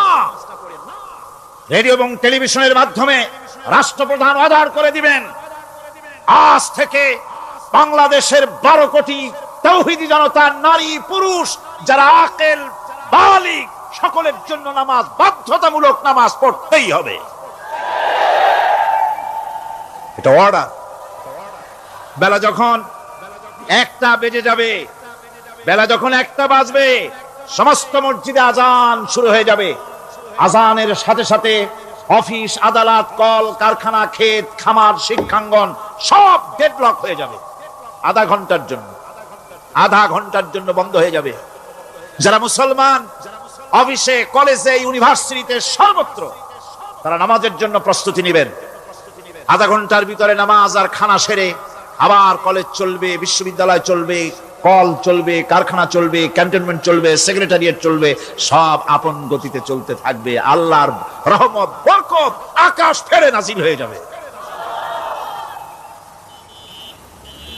আর এই অর্ডার যে দেওয়া হবে, নামাজ পড়বেন, নামাজ পড়বেন সেখানে। থানায় যখন আজান হবে, থানায় আজান হয়ে গেছে, থানার স্টাফ, পুলিশ যারা আছে জামাতে খাড়া হয়ে যাবে, ইমামতি করবেন ওসি সাহেব। এসপির অফিসে এসপি সাহেব ইমামতি করবেন, ডিসি সাহেব তার অফিসে ইমামতি করবেন, মন্ত্রী সেক্রেটারিয়েট ইমামতি করবেন, প্রেসিডেন্ট বঙ্গভবন ইমামতি করবেন, বিশ্ববিদ্যালয়ের ভাইস চ্যান্সেলরের ইমামতিতে সে জায়গার মুসলমান ছাত্র ছাত্রী, শিক্ষক শিক্ষয়িত্রী এক জামাতে নামাজ আদায় করবে। এই যদি হয় চিত্র দেশের, অপরাধ থাকবে? থানায় ওসি সাহেব নিজেই যদি জামাতের ইমামতি করেন, এইভাবে নামাজ আদায় করেন পুলিশদের নিয়ে জামাতে, ঘুষ আর খাবে তারা? এসপি সাহেবের অফিসে, ডিসি সাহেবের অফিসে মন্ত্রীরা যদি ভাবে নামাজ কায়েম করে, তাহলে কি অন্যায় অপরাধ কিছু থাকবে সমাজে? থাকবে না। সুতরাং নামাজ বাধ্যতামূলক করে দেওয়া হবে। নামাজ বাধ্যতামূলক, সকলকে নামাজ পড়তে হবে। নামমাত্র মুসলিম জাতির রাষ্ট্র ক্ষমতা গ্রহণ করাই হলো ইসলামী শাসন ব্যবস্থা নয়। ইসলাম ক্ষমতায় গিয়া অমুসলিমদের উপরে শাসন জারি করবে, আর অন্যান্য সরকারের মতো আমোদ ফুর্তি করে রাস্তাঘাট বানায় টানায় সিটে শুয়ে থাকবে, তা না। রাস্তা হবে, ঘাট হবে, কলেজ হবে, সব হবে, কিন্তু যারা মুসলমান তাদেরকে নামাজ পড়তে হবে। গোটা জনগণকে শাসক আর শাসিত উভয় গোলাম হবে আল্লাহ। উভয় গোলাম হবে কার? তখন প্রেসিডেন্টের বাবার ক্ষমতা নাই নিজের কোন আইন চালু করে, পার্লামেন্টের বাবার ক্ষমতা নাই ইসলামের বিরুদ্ধে টু শব্দটি করতে পারে। সেখানে শাসক আর শাসিত, শাসক আর শাসিত হয়ে যাবে একজন এক হুকুমদাতার গোলাম। সে হুকুমদাতাকে ইনিল হুকুমু ইল্লা লিল্লাহ আলা লাহুল খালকু ওয়াল আমর। প্রেসিডেন্ট থেকে শুরু করে শাসক আর শাসিত সব আইন মানবে ওই আল্লাহ রাব্বুল আলামিনের, যিনি এই তামাম জাহান সৃষ্টি করেছেন। সৃষ্টি যার আইন চলবে সেই আল্লাহ রাব্বুল আলামিনের, এবং তার আইনের সার্বিক অনুসরণ করে চলতে হবে সকলকে। এক কথায় ইসলামী সরকারের সমস্ত ক্ষমতা ব্যয় হবে নামাজ কায়েম করা আর যাকাত আদায় করার ব্যাপারে। নামাজ যদি কায়েম হয়ে যায়, যাকাত যদি আদায় করা হয়, দুঃখ, দারিদ্র, কষ্ট কিছুই থাকবে না, বেকার সমস্যা থাকবে না। সমস্ত বেকারদেরকে চাকরি না পাওয়া পর্যন্ত বেকার ভাতা দেওয়া হবে। বুড়ো মানুষেরা যখন বুড়ো হয়ে যায়, ছেলের কাছে আদর নাই, বউর কাছে কদর নাই, আর ছেলে বউ বদদোয়া করতে থাকে, বুড়েরা মরে না কেন? আছেন আমাদের সমাজ। ইসলামী সরকার এলে পরে এই বৃদ্ধ মানুষদের ব্যবস্থা করা হবে। তাদের প্রতি এই ধরনের অসদাচরণ কেউ করতে সাহস পাবে না। সুতরাং নামাজ প্রতিষ্ঠা এবং যাকাত আদায় হলেই সমাজের অন্যায় অবিচার যা আছে তার 12 আনাই বিলুপ্ত হয়ে যাবে। কোন আলহামদুলিল্লাহ। তখন চাকরিতে প্রমোশন হবে নামাজের ভিত্তিতে। এখন প্রমোশন হয় কে কত ঘুষ খাইতে পারে, কে কত সরকারের দালালি করে বিবেকের বিরুদ্ধে বিরোধী দলকে বেশি করে পেটাতে পারে, এর উপরে ভিত্তি করে প্রমোশন হয়। ইসলামী সরকার যখন আসবে, ইসলামী সরকার যখন প্রতিষ্ঠিত হয়ে যাবে, তখন চাকরির প্রমোশন নির্ভর করবে তার সুন্দর চরিত্র আর নামাজের পাবন্দির উপরে ভিত্তি করে। সমাজে দুঃখ দুর্দশা থাকবে, যেরকম থাকবে থাকবে। আমার ভাইয়েরা, নামাজ হচ্ছে আল্লাহ রাব্বুল আলামিনের সাহায্য লাভের একমাত্র মাধ্যম। আল্লাহর কাছে যদি সাহায্য পেতে চাই তাহলে নামাজ লাগবে। লাগবে কি কোন? وَلَقَدْ أَخَذَ اللَّهُ مِيثَاقَ بَنِي إِسْرَائِيلَ وَبَعَثْنَا منهم 12 نقيا وقال الله إني معكم لئن أقمتم الصلاة আল্লাহ পাক বলেন বনি ইসরাইলদের নিকট আমি ওয়াদা নিয়েছিলাম তোমরা যদি মানুষদেরকে অসামাজিক কার্যকলাপ থেকে যদি তোমরা ফিরাইতে পারো, মানুষদেরকে অসামাজিক কার্যকলাপ থেকে তোমরা ফিরাবে। 12টা গোত্রের জন্য 12 জন নকিব নির্দিষ্ট করে দেওয়া হলো, তাদের দায়িত্ব দেওয়া হলো। মানুষদেরকে, সমাজের লোকদেরকে অন্যায় কাজ থেকে তারা ফিরাবে, ভালো ভালো কাজ করার জন্য তাদেরকে আদেশ করবে, অসামাজিক অধর্মীয় কাজ থেকে বাঁচাবার চেষ্টা করবে। এইটা যদি তোমরা করো তাহলে আমি তোমাদের সাথে আছি। শর্ত হলো একটা, তোমাদেরকে নামাজ কায়েম করতে হবে। নামাজ যদি কায়েম করো আমার মদদ তোমাদের জন্য অবধারিত হবে। নামাজ প্রতিষ্ঠা করলেই আল্লাহর সাহায্য লাভ করা যায় জীবনের সকল ক্ষেত্রে। নামাজ হচ্ছে অপকর্মের প্রতিবন্ধক। নামাজ পড়লে অন্যায় কাজ থেকে বাঁচার পথ। অন্যায় থেকে বাঁচায় কিসে? নামাজ। আল্লাহ রাব্বুল আলামিন বলেন উতলু মা উহিয়া ইলাইকা মিনাল কিতাবি ওয়াকিমিস সালাম ইন্নাস সালাতা তানহা আনিল ফাহশাই ওয়াল মুনকার। হে নবী, এই কিতাব তেলাওয়াত করো, যা তোমার প্রতি অবতীর্ণ করা হয়েছে, এই কিতাব তেলাওয়াত করো আর নামাজকে প্রতিষ্ঠা করো। নিঃসন্দেহে নামাজ মানুষকে পাপাচার থেকে বাঁচায়া দেয়। অশ্লীলতা, পাপাচার থেকে মানুষকে বাঁচায় কে?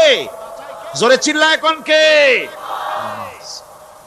এই নামাজ মানুষকে অন্যায় কাজ থেকে বাঁচায় দেয়। নামাজ যে মানুষকে অন্যায় কাজ থেকে বাঁচায়, কেমনে বাঁচায়?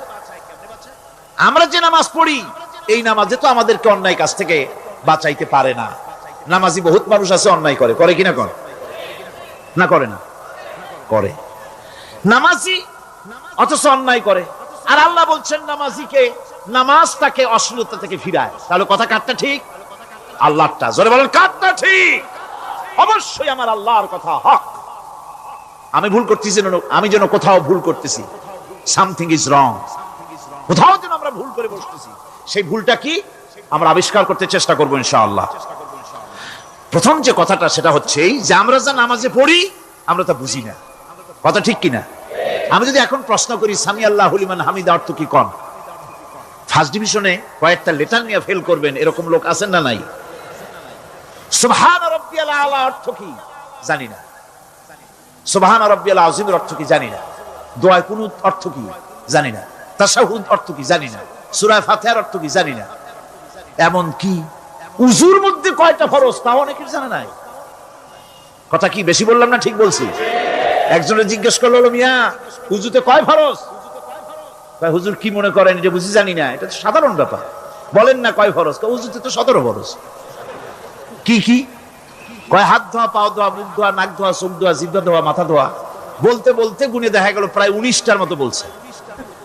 বলা হলো, মিয়া বললেন আপনি উযুতে ফরজ 17টা, কইলেন আপনি 19টা।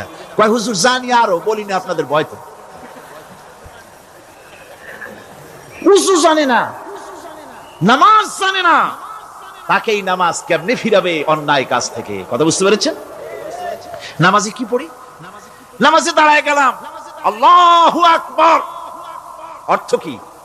চিল্লায় কোন আল্লাহু আকবার। এরকম না, মুসলমানের মতো গলা ছেড়ে দিয়ে চিৎকার দিয়ে বলেন আল্লাহু আকবার। এই আল্লাহু আকবার, আল্লাহ সর্বশ্রেষ্ঠ, তার চাইতে বড় আর কেউ নাই। এই কথা দিনরাত 24 ঘন্টার ভিতরে শত শতবার বলি, একবার দুইবার না, শত শতবার বলি আল্লাহ সর্বশ্রেষ্ঠ। এই কথা বলার পরেও মনের মধ্যে অন্য কেউ বড় হয়, আল্লাহর বড়ত্ব যেভাবে মুখ দিয়া বলি ওইভাবে কার্যত পালন করি না। নামাজে আল্লাহু আকবার বললাম, এরপরে সানা পড়লাম, তারপরে সূরা ফাতিহা পড়লাম। সূরা ফাতিহার ভিতরে যে সমস্ত কথাগুলি বললাম সেই কথাগুলি বুঝি না, কি বলেছি তাও জানি না। এরপরে সুবহান রাব্বিয়াল আলা বলেছি, সুবহান রাব্বিয়াল আযীম বলেছি, সামি আল্লাহু লিমান হামিদা বলেছি, অর্থ কি জানি না। আল্লাহ তা শুনতে পান, যে ব্যক্তি আল্লাহর প্রশংসা করেন তিনি তা শুনতে পান। নামাজের মধ্যে আইডিয়া দেওয়া হচ্ছে, তুমি যে আল্লাহর জন্য নামাজ পড়তেছো, প্রশংসা করতেছো, এটা এমন নয় যে আল্লাহ পাক দেখছেন না বা শুনতেছেন না। তুমি যা বলতেছো, প্রশংসা করতেছো, আল্লাহ পাক তা শুনতে পাচ্ছেন। সামি আল্লাহু লিমান হামিদা, সুবহান রাব্বিয়াল আলা। আমি মহান সর্বশ্রেষ্ঠ আল্লাহ রাব্বুল আলামিনের পবিত্রতা ঘোষণা করছি, আমি তার প্রশংসা করছি। সূরা ফাতিহার কি আমরা বলি আপনারা ব্যাখ্যা দেখে বুঝে নিয়েন, সেগুলি আমি এখানে বলে বাকি কথা সব শেষ করতে পারবো না। এরপরে আমরা নামাজের মধ্যে দোয়া কুনুত পড়ি। সেই দোয়া কুনুতে যে কি ওয়াদাটা করি, অন্তত আমার তো মনে হয় সাধারণ মানুষের মধ্যে 99.9 লোকেরা জানে না দোয়া কুনুতে কি পড়ে, অর্থ বোঝে না। দোয়া কুনুতের মধ্যে বলা হচ্ছে, আল্লাহুম্মা ইন্না নাস্তাঈনুকা, হে আল্লাহ আমি তোমার কাছে সাহায্য চাই। কার কাছে সাহায্য চাই? আল্লাহর কাছে সাহায্য চাই। নামাজের ভিতরে বলতেছেন, এই কথা যদি অর্থ আপনি মার সাথে কথা বলেন, আবার বলে এই বুড়িটা মরে না কেন? নাউজুবিল্লাহ, নাউজুবিল্লাহ। বুড়িদারে মরার কথা বলতেছো তুমি। তোমার ছোট্টবেলায় যখন তোমার টাইফয়েড হয়েছিল, অসুখ করেছিল, গরিব বাবা, বাড়িতে ল্যাপ নাই, খাতা নাই, তোষক নাই, সেই জায়গায় মা তার কাপড় বিছায় দিয়া বুকের উপরে নিজের শরীরের উষ্ণতা দিয়া বাঁচায় রাখার চেষ্টা করেছে, নিজে না খেয়ে খাওয়াইছে, অসুখ সারে না। মা ওই মৎস্য বাচ্চার সেরানে তার মাথার কাছে বসে তাহাজ্জুদের নামাজ পড়ে কোরআন শরীফ তেলাওয়াত করে, চোখ দিয়া পানি পড়ে আর বলতে থাকে, রব্বুল আলামিন আমার জীবনটারে দিয়ে আমার কলিজার টুকরা সন্তানটারে বাঁচাইয়া দাও। যেই মা নিজের জীবন দিয়া সন্তান বাঁচাইতে চাইলো, সেই সন্তান আজকে বউ পাইয়া মাকে ভুলে যায়, মায়ের সাথে খারাপ ব্যবহার করে। আল্লাহ রাব্বুল আলামিন বলেছেন, মা বাবার সঙ্গে খারাপ ব্যবহার করো না, ভালোবাসায় কথা বলো।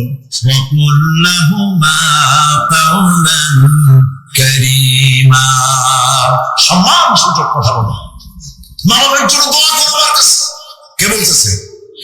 আল্লাহ তাআলা বলছেন, দোয়া করো আমার কাছে এই ভাষায়, রব্বিরহামহুমা কামা রাব্বায়ানি সগীরা।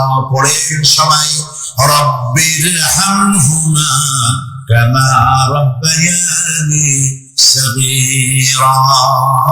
আয় আমার রব, আমার মা বাপ যেমন ছোটবেলায় আমাকে অত্যন্ত যত্ন করে লালন পালন করেছে, আল্লাহ তাআলা তুমি দয়া করে আমার মা বাপকে তোমার রহমতের করে লালন পালন করে। সুবহানাল্লাহ। প্রত্যেক নামাজের পর সকলে এই দোয়া করবেন, মনে থাকবে? মনে থাকবে? প্রিয় ভাই সব,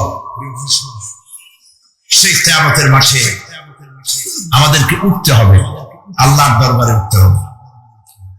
সেই সময় আমাদেরকে কেউ উপকার করবে না। يوم لا ينفع مال ولا بنون। সম্পদ আর সন্তান সন্ততি কোনো কাজে লাগবে না। মা তার সন্তানকে চিনবে না, সন্তান তার মাকে চিনবে না, বাপ তার সন্তানকে চিনবে না, কেউ কাউকে পরিচয় দিবে না। কি মারাত্মক অবস্থা! মানুষ চরম অসহায় হয়ে যাবে। চতুর্দিকে ফেরেশতার আনাগোনা, সূর্য মাত্র 1 হাত উপরে, প্রচন্ড তাপ নিয়ে সূর্য অবস্থান নেবে, মাথার চামড়ি ফেটে গিয়ে গুনাহগারের মাথার মগজ গলে গলে পড়তে থাকবে। পিপাসার যন্ত্রণা জিহ্বাটা ঝুলে কুকুরের মতো করে নাভিস্থল পর্যন্ত ঝুলে পড়বে। কেউ উপকার করবে, কেউ জিজ্ঞাবে।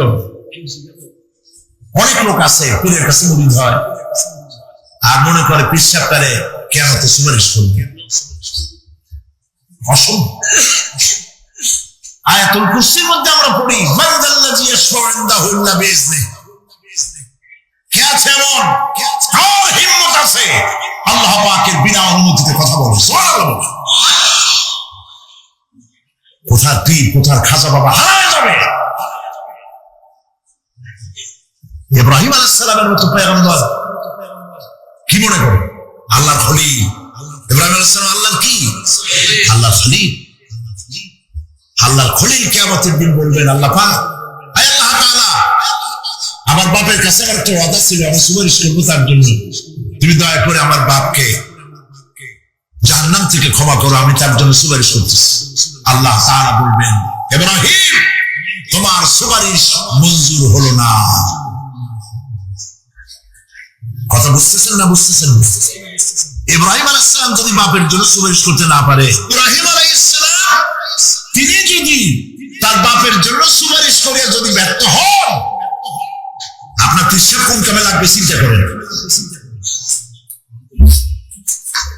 নবী করিম সাল্লাল্লাহু আলাইহি ওয়াসাল্লামকে প্রশ্ন করা হয়েছে, হে রাসূল আপনার আব্বা আম্মার অবস্থা কি হবে? কথা কি শোনেন নাকি? আপনার আব্বা আম্মার অবস্থা কি হবে? নবী করিম সাল্লাল্লাহু আলাইহি ওয়াসাল্লাম বলেছেন, আমি আমার আব্বা আম্মার কোন উপকারে আসবো না। ইন্না লিল্লাহি ওয়া ইন্না ইলাইহি রাজিউন। তাহলে কোন সাহসে মনে করতেছেন কোন পীর কোন একটা বিদেশ থেকে দেশের থেকে একটা নাসিল হলো আর ওইটা পিছনে পিছনে দৌড়াবেন, সে আপনারা না জানতে হবে, তার পায়ে চুমা খাবেন, এই পায়ে হাত দিয়ে কত খুশি করা বন্ধ। টাকা ইনকাম করার জন্য মানুষকে ভুল পথে পরিচালিত করছে অনেক পীর আছে না? খালি মানুষের টাকা দেয় জামায় অনেক তোকে খালি টাকা নেয় সমানে ঢুকাইতে থেকে বাইরে বোঝার উপায় নাই। কিন্তু অনেক পীর আছে এমন ঢাকা শহরে বড় বড় মার্কেটের মালিক, আমি জানি বড় বড় মার্কেটের মালিক, বিরাট ব্যবসায়ী, জামা পরিষ্কার করে না 2 মাসে, মানুষকে দেখাবার জন্য গামছাটা নাকের কাছে ধরে ফট ফট করে আওয়াজ করে, মনে হয় যেন কাঁদতেছে। আগে বেশি হাবি জাবি জিকির শিখায়, লা ইলাহা কতক্ষণ, ইল্লাল্লাহ কতক্ষণ, আল্লাহ আল্লাহ কতক্ষণ, কোথায় পাইছো? ইল্লাল্লাহ ইল্লাল্লাহ কিসের জিকির? ইল্লাল্লাহ মানে কি? আল্লাহ ছাড়া, আল্লাহ ছাড়া, আল্লাহ ছাড়া, আল্লাহ ছাড়া কি? কাজী রাসূলুল্লাহ যা করেন এগুলো বিদআত, এই সব পীরের কাছে যাবেন না, মনে থাকবে।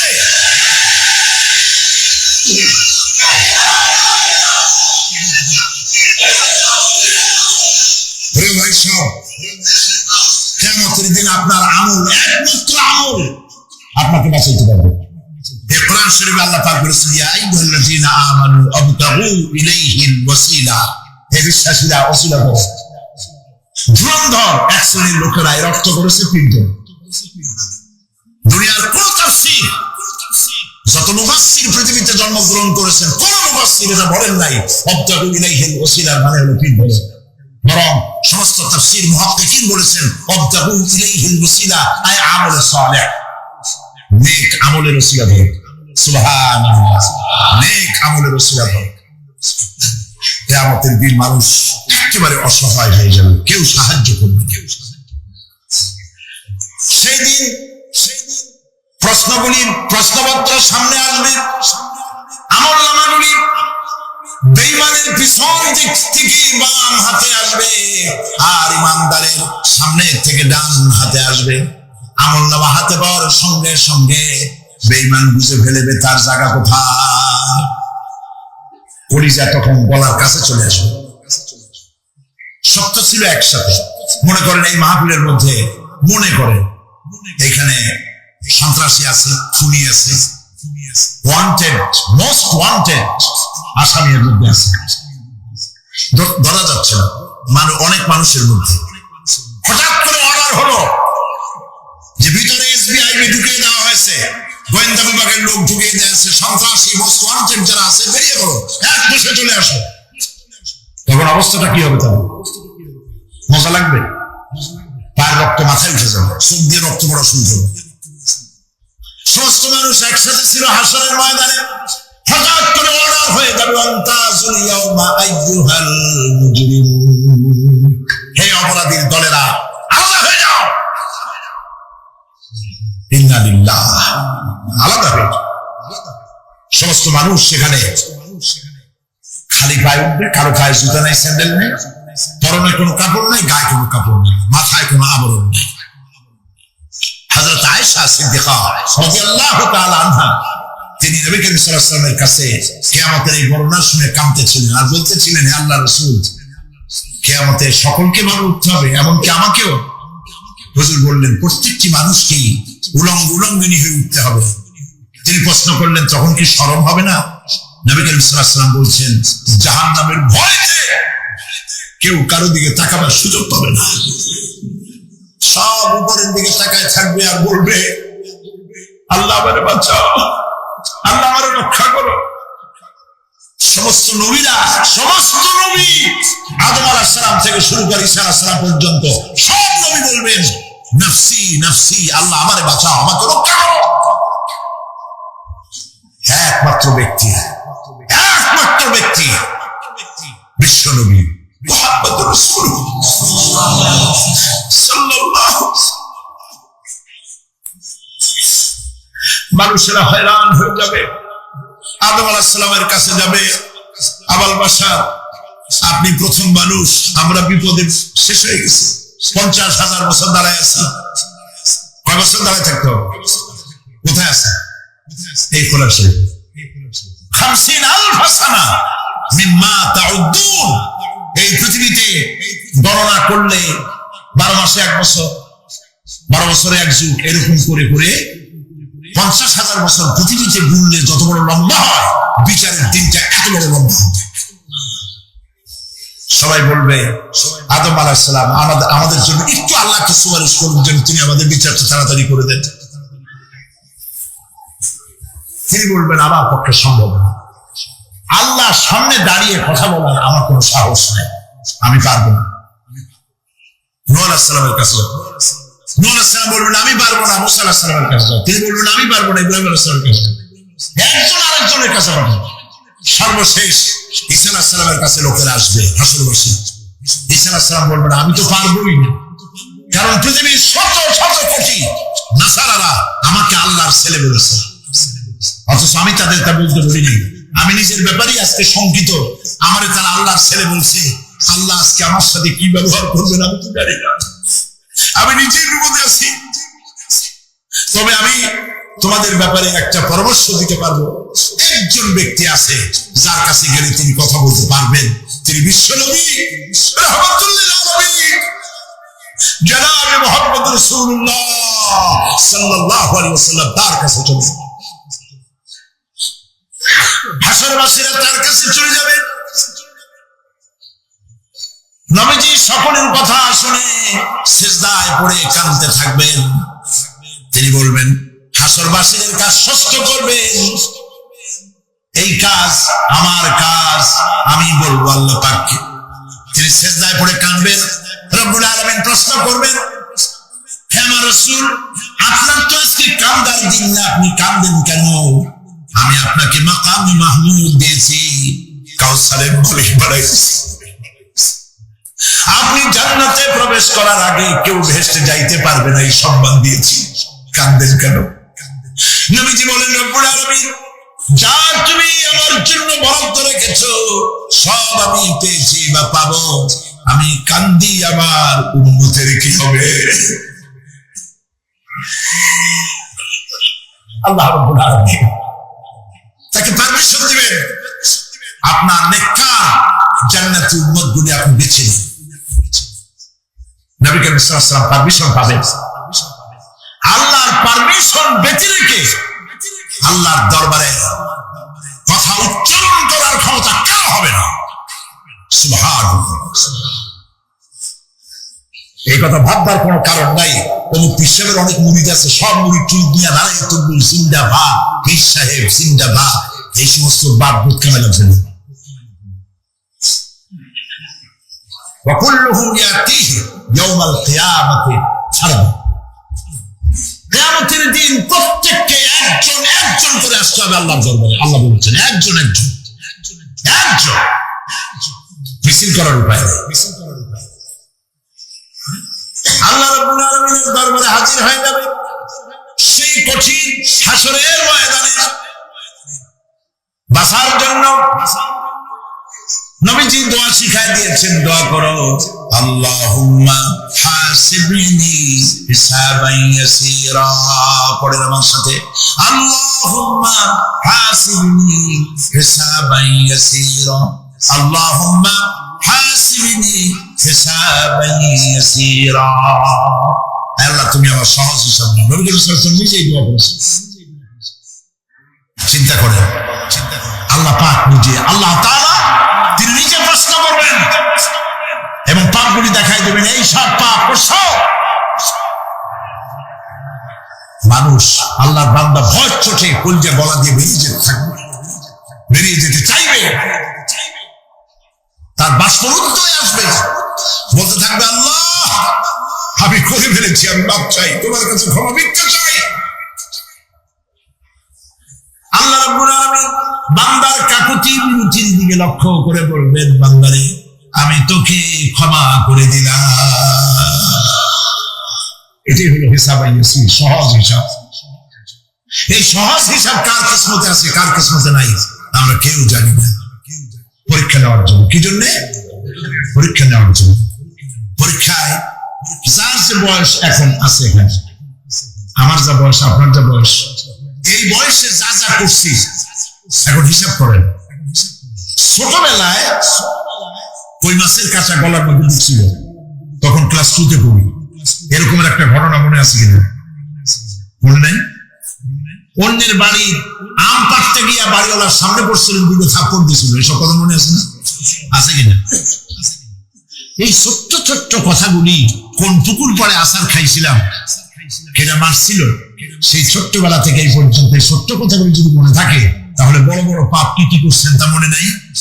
তাহলে নিজের হিসাব নিজে কর, সে আমাকে আল্লাহ পাক আমল নামাগুলো হাতে দিবেন, বলবেন পড়ো, ইকরা কিতাবাক, পড়ো তোমার আমল নামা। তুমি তোমার হিসাবের জন্য আজকে তুমি নিজেই যথেষ্ট। পড়ে দেখো কি করছো। ইন্না লিল্লাহি ওয়া ইন্না ইলাইহি রাজিউন। লক্ষ্য করুন, খাবারের জন্য একটি মাত্র পাইপ আল্লাহ লাগাইছিলেন, পৃথিবীতে সন্তান আসার সঙ্গে সঙ্গে পাইপটা কেটে দেওয়া হলো। এবার কি খাবে? আল্লাহ রাব্বুল আলামিন মায়ের বুক থেকে সন্তানের জন্য এবার সিগন্যাল, তার জন্য সিঙ্গেল কোন লাইন যেটা ছিল কেটে দিয়া, মায়ের বুক থেকে সন্তানের জন্য ডাবল লাইন আল্লাহ চালু করে দিলেন।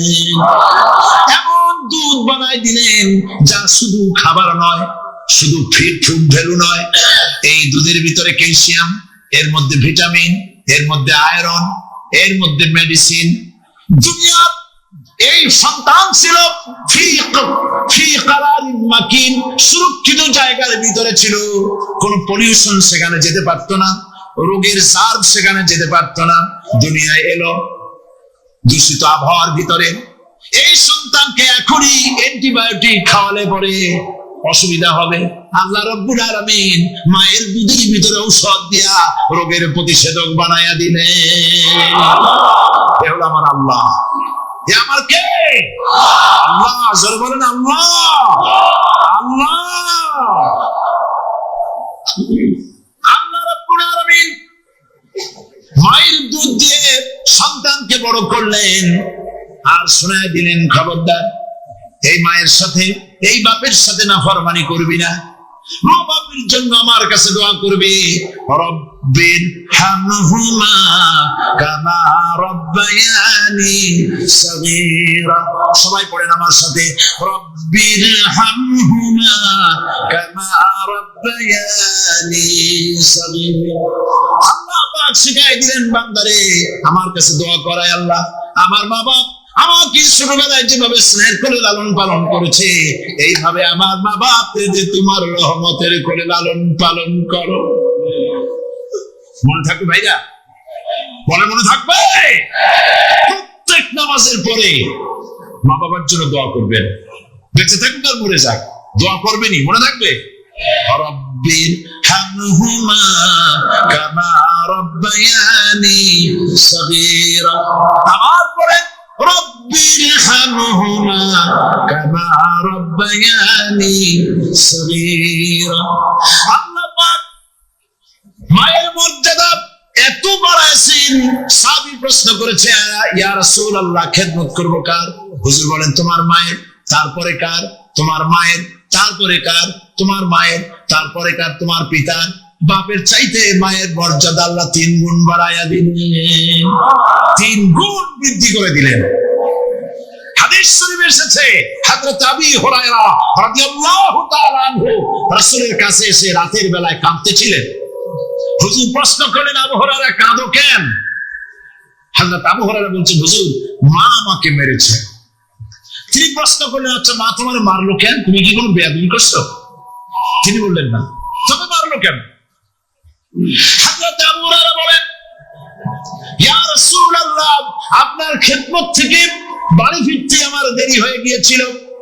গভীর রাত্রে যখন বাড়ি গেছি মা আমাকে প্রশ্ন করলেন বাবা দেরি হলো কেন, কোথায় ছিলি? তাম পৃথিবীর মানুষ যেই কদম মোবারক চুমু দিতে পারলে ধন্য হয়ে যায়, সেই আখিরি জামানার পয়গম্বর নবী মুহাম্মদ রাসূলুল্লাহ সাল্লাল্লাহু আলাইহি সাল্লামের দরবার থেকে আসতে আমার দেরি হয়ে গেছে। ইয়া রাসূলুল্লাহ আমার মা আপনার নাম শুনে তার গা জ্বলে উঠলো, তিনি কাফের মুশরিকা। আপনার নাম শুনে অগ্নিশর্মা হয়ে আমাকে ধরে পিটানো আরম্ভ করলেন আর বললেন আবু হুরায়রা হয় মুহাম্মদ সাল্লাল্লাহু আলাইহি ওয়াসাল্লামের বাড়ি ছাড়বি নইলে আমার বাড়ি ছাড়বি, কি করবি বল? মার খেতে খেতে আমি বললাম মা তোমার গায়ে যত শক্তি আছে আমারে মারো, তোমার বাড়ি শুদ্ধ তামাম দুনিয়াটা ছেড়ে দিতে পারি, মুহাম্মদ রাসূলুল্লাহর কদম মোবারক ছেড়ে দিতে পারি না। হুজুর আমার মা গলা ধাক্কা মেরে আমাকে বের করে দিয়েছেন। হুজুর বলছেন আবু হুরায়রা মা তোমাকে মেরেছে আর আমার কাছে নালিশ করছো, আমি তোমার মায়ের কোনো বিচার করতে পারবো না। সুবহানাল্লাহ, এত বড় পাওয়ারফুল নবী, শানওয়ালা, ইজ্জতওয়ালি, বরকতওয়ালি, এত বড় নবী বলছেন মা মেরেছে আমার করার কিচ্ছু নাই। সুবহানাল্লাহ, তোমার মা মুশরিকা হোক আর যাই হোক তোমার মা।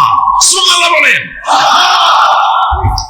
আমার বন্ধুগণ হযরত আবু হুরায়রা বলেন ইয়া রাসূলুল্লাহ মায়ের বিরুদ্ধে কোনো অভিযোগ নিয়ে আমি আপনার কাছে আসি নাই। হুজুর বলেন কেন আসছো বলো খুলে। আবু হুরায়রা বলেন হুজুর আমি জানি আপনি আল্লাহর দরবারে যদি কোনো ব্যাপারে হাত তোলেন আল্লাহ মঞ্জুর করে ফেলেন। আপনি দয়া করে আমার মার জন্য দোয়া করেন আল্লাহ যেন হেদায়েত দিয়ে দেন। আমার নবীজি দুখানে হাত উত্তোলন করলেন, বললেন আল্লাহুম্মা ইহদিহুম্মা আবি হুরায়রা, আয় আল্লাহ আমি দোয়া করতেছি আবু হুরায়রার মাকে হেদায়েত নসিব করো। হুজুর হাত তুলে মুনাজাত করছেন, আবু হুরায়রা দৌড় দিলেন বাড়ির দিকে। কয়েকজন সাহাবী হযরত আবু হুরায়রার জামা টেনে ধরেছে, এই ভদ্রলোক দৌড়ায় কেন? এত শান্ত মানুষ, কখনো গরম হয়ে কারো সঙ্গে কথা বলে না, এই মানুষটা দৌড়ায় কেন? কোনো বিপদ হইল নাকি? জামা টেনে ধরে বলে আবু হুরায়রা দৌড়াও কেন? হযরত আবু হুরায়রা বলেন জামা ছেড়ে দাও, কোনো বিপদ আমার হয় নাই, আমি দৌড়াইয়া বাড়ি যেয়ে দেখতে চাই। আমি দৌড়াইয়া আগে বাড়ি যেতে পারলাম না, আমার নবীর দোয়া আগে আমার বাড়ি চলে গেছে, আমি এটা দেখতে চাই। হযরত আবু হুরায়রা দৌড়াতে দৌড়াতে বাড়ি চলে গেছে। দরজায় নক করলেন, ভিতর থেকে আওয়াজ এলো কে? তিনি বললেন আমি আবু হুরায়রা, মা দরজা খুলে দাও, আমি তোমার সন্তান। মা বললেন বাবা অপেক্ষা করো, দরজা খুলতেছি। হযরত আবু হুরায়রা বলেন মায়ের গলার আওয়াজের ভেতরে কুহুরি কর্কশতা পেলাম না, মায়ের গলার আওয়াজের ভেতরে তাওহীদের নরমিয়াত পেলাম। আমার কাছে মনে হলো আমি আবু হুরায়রা বাড়ি আসার আগে নবীজির দোয়া আল্লাহর আরশে পৌঁছে গেছে। আবু হুরায়রা বলছেন মা আমার কিছুক্ষণ পরে ঘরের থেকে বেরিয়ে এসেছেন, আমি দেখলাম মায়ের শরীর ভিজা, মাথার চুল দিয়া পানি টপকাচ্ছে। মা আমার বললেন বাবারে তোমাকে মারার পর আমি নিদারুণ অনুশোচনায় পড়েছিলাম, মনে মনে ভাবলাম আরে আমার সন্তানরা আমি কেন মারলাম? সে তো কোনো খারাপ কাজ করে নাই, কোনো খারাপ জায়গায় যায় নাই। এত ভালো মানুষ যার সম্পর্কে লোকেরা খামোকে এই মিথ্যা কথা বলে, এই ভালো মানুষটার কাছে গেছে, সেজন্য আমি মারলাম কেন? বাবা গো আমি আমার ভুল বুঝতে পেরেছি, দৃষ্টান্ত আছে। মহান আল্লাহ রাব্বুল আলামিন কোরআন শরীফের ভিতরে বলেছেন, অনেক প্রাণী এমন আছে যারা তাদের খাদ্যকে সঞ্চয় করে না, খাদ্যকে জমা করে না, আহরণ করে না। সকালবেলায় একটা খাবার খেলো, দুপুরে কি খাবে তার জানা নাই। শকুন পৃথিবীর মাঝি থেকে 3 মাইল উপরে উড়ে, তার চোখকে আল্লাহ পাক এত তীক্ষ্ণ বানিয়ে দিয়েছেন, এই চট্টগ্রামের কোথায় মরা গরু আছে 3 মাইল উপর দিয়ে দেখতে পায়। সুবহানাল্লাহ বলতে ইচ্ছে করে। এই প্রাণীগুলির খাবারগুলি কোন গভর্নমেন্ট জোগাড় করে রাখে নাই। আল্লাহ পাক বলেন সবার খাবার আমি দেই। সকালবেলায় সমস্ত প্রাণীগুলি, মহাশূন্যে পাখি, পানির ভিতরে মৎস্যরাজি, জঙ্গলের ভিতরে হিংস্র প্রাণী, পোকামাকড় থেকে শুরু করে সবগুলো খালি পেটে সব বেরিয়ে যায়, কারো কোনো খাবারের মজুদ নাই। সন্ধ্যা হতে না হতে সমস্ত প্রাণীগুলির পেট ভরাইয়া আমি আবার যার যার ঘরে বেরিয়ে দেই। মিন দাব্বাতিন ফিল আরদি ইল্লা আলাল্লাহি রিজকুহা। সমস্ত প্রাণীর রিজকের দায়িত্ব আমি আল্লাহর হাতে। কে দেয় রিজক?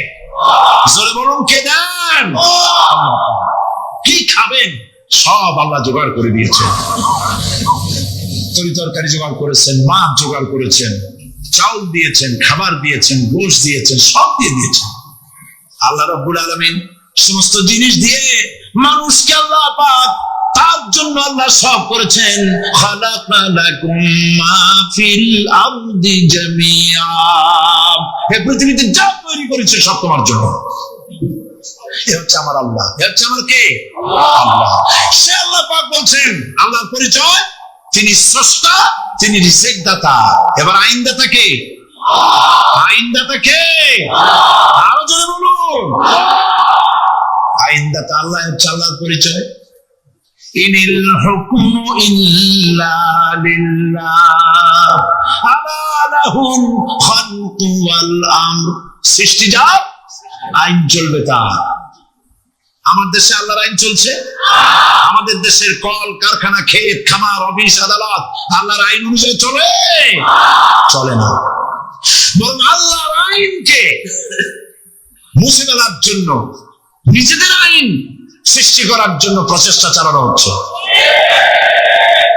আল্লাহর আইন মানুষের জন্য সব থেকে বেশি উপযোগী, কারণ সৃষ্টি করেছেন কে? বলেন, কে করেছেন? আল্লাহ। প্রত্যেকটি মেশিন আপনি যা কিনবেন, রেডিও হোক, টিভি হোক, যে কোনো যন্ত্র হোক, গাড়ি হোক, তার সাথে একটা লিটারেচার, একটা বই তার সঙ্গে দিয়ে দেওয়া হয়।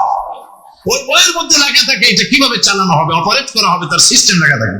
আপনার ইচ্ছা মতো চালাইলে হবে না। এই মানব গোষ্ঠীকে সৃষ্টি করেছেন। এখন আপনি যদি আপনার আইন মতো চালান, তা কি চলবে? চলবে না। আপনি আপনার আইন মতো চালাচ্ছে, ভালোভাবে চলতেছে? চলতেছে না। স্বরাষ্ট্রমন্ত্রী বলতেছেন সন্ত্রাসীদেরকে মাটির তলা থেকে খুঁজে বের করা হবে, কিন্তু নাকের উপর দিয়ে ব্রিফকেস চুরি হয়ে যায়, উনি তা ধরতে পারেন না।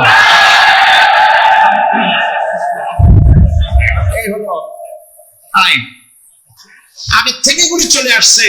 একজনের খুনের বিচার না হইলে এরকম খুন তো হইতেই থাকবে। তাহলে খুনকে, হত্যাকে, সন্ত্রাসকে সরকার জাস্টিফাইড করছে। নাউজুবিল্লাহ মিন যালিক। এই জন্য আইন হতে হবে আল্লাহ। আইন হতে হবে কার? চিল্লায়ে বলেন, আল্লাহ পাকের আইন হতে হবে। আমি একদিন পার্লামেন্টে বলেছিলাম, আমার দেশের নেতা নেত্রীরা বারবার হজ করতে যান, উমরা করতে যান, সেখান থেকে আসার সময় কি আনেন? আতর, পাথর, সুরমা আর কুরমা, এই কিছু নিয়ে আসলেন। কিন্তু আমি বলেছি, আপনারা কি কিছু চোখে দেখেন না? পার্লামেন্টে এইভাবে বক্তৃতা করেছে, কিছু চোখে দেখেন না? আমি প্রশ্ন করে আমি আবার জবাব দিচ্ছি, আপনারা যারা হজ করতে যান, উমরা করতে যান, হজের কথাই বলি, এই হজ করতে যখন যান, যখন মুজদালিফায় একটা রাত কাটাইতে হয়, সেটা কোন দিন? ইয়ৌমে আরাফার পরের দিন। এই মাঠে দালান কোঠা আছে, এখানে বেড়া আছে, সামিয়ানা আছে, পর্দা আছে, তাবু আছে, কিচ্ছু নাই। লক্ষ লক্ষ নারী আর পুরুষ পাশাপাশি শুয়ে থাকে। তাও সুবহানাল্লাহ কইতে ইচ্ছা করে না। সারা রাত জনে জনে পুলিশ পাহারাদার নাই।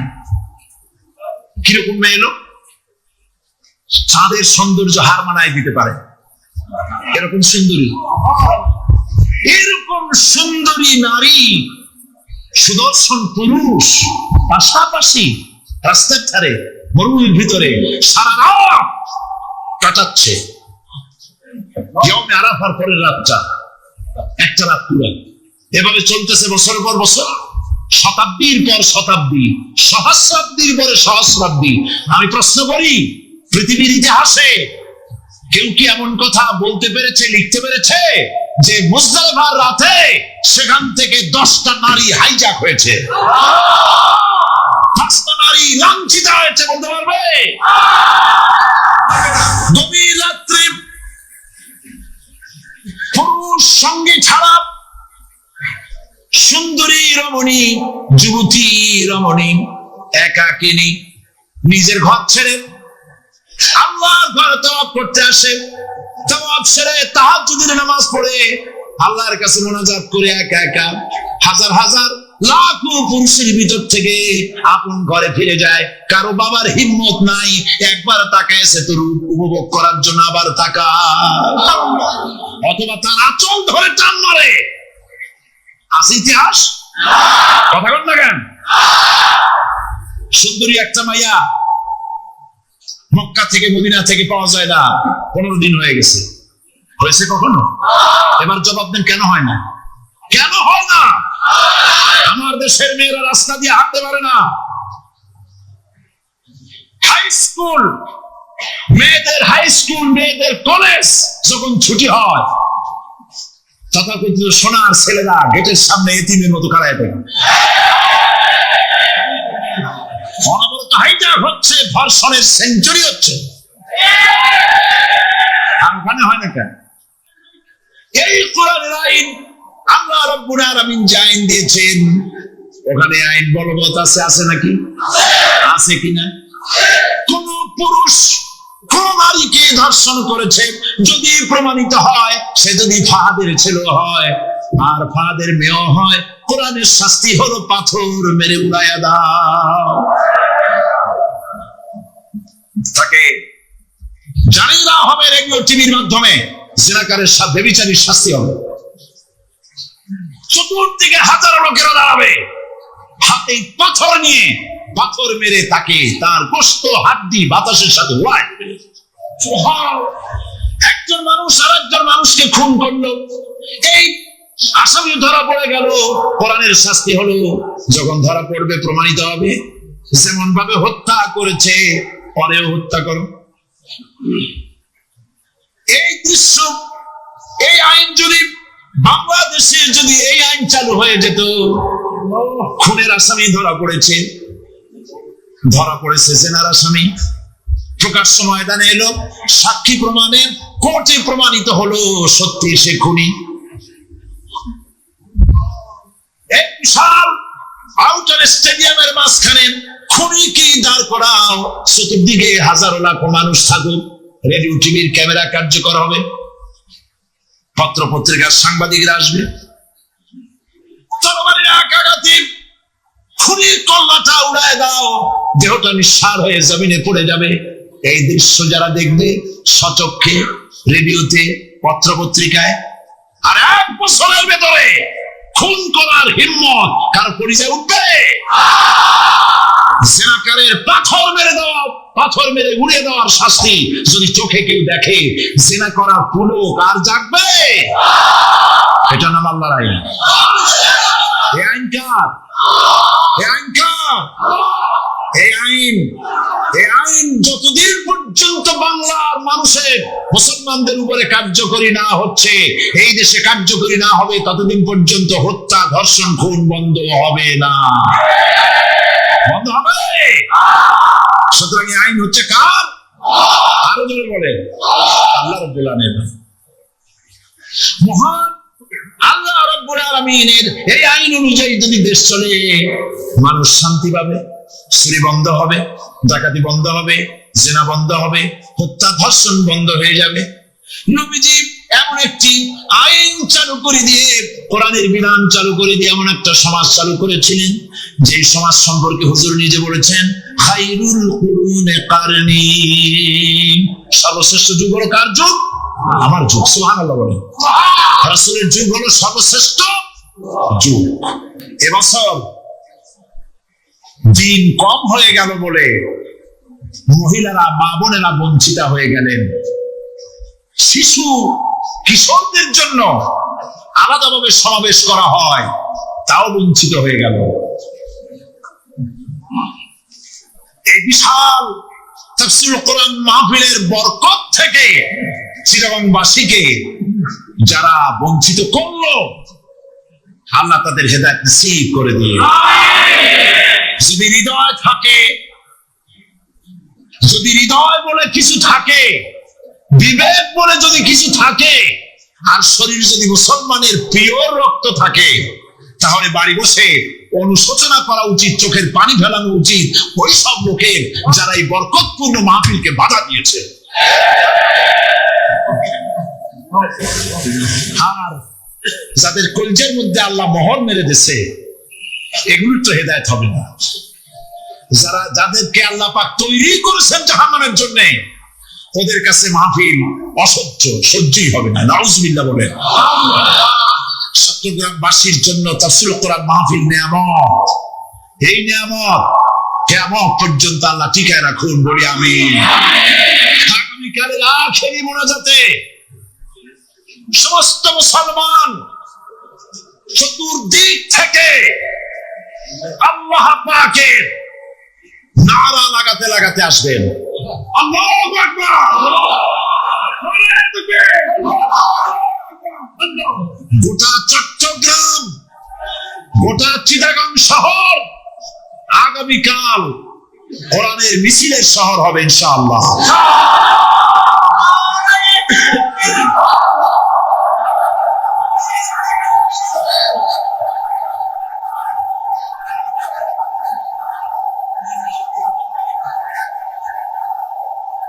সকল ধন এবং সম্পদের মূল মালিক হচ্ছেন আল্লাহ পাক। সমস্ত ধন সম্পদের মালিক কে? আল্লাহ সুবহানাহু ওয়া তাআলা।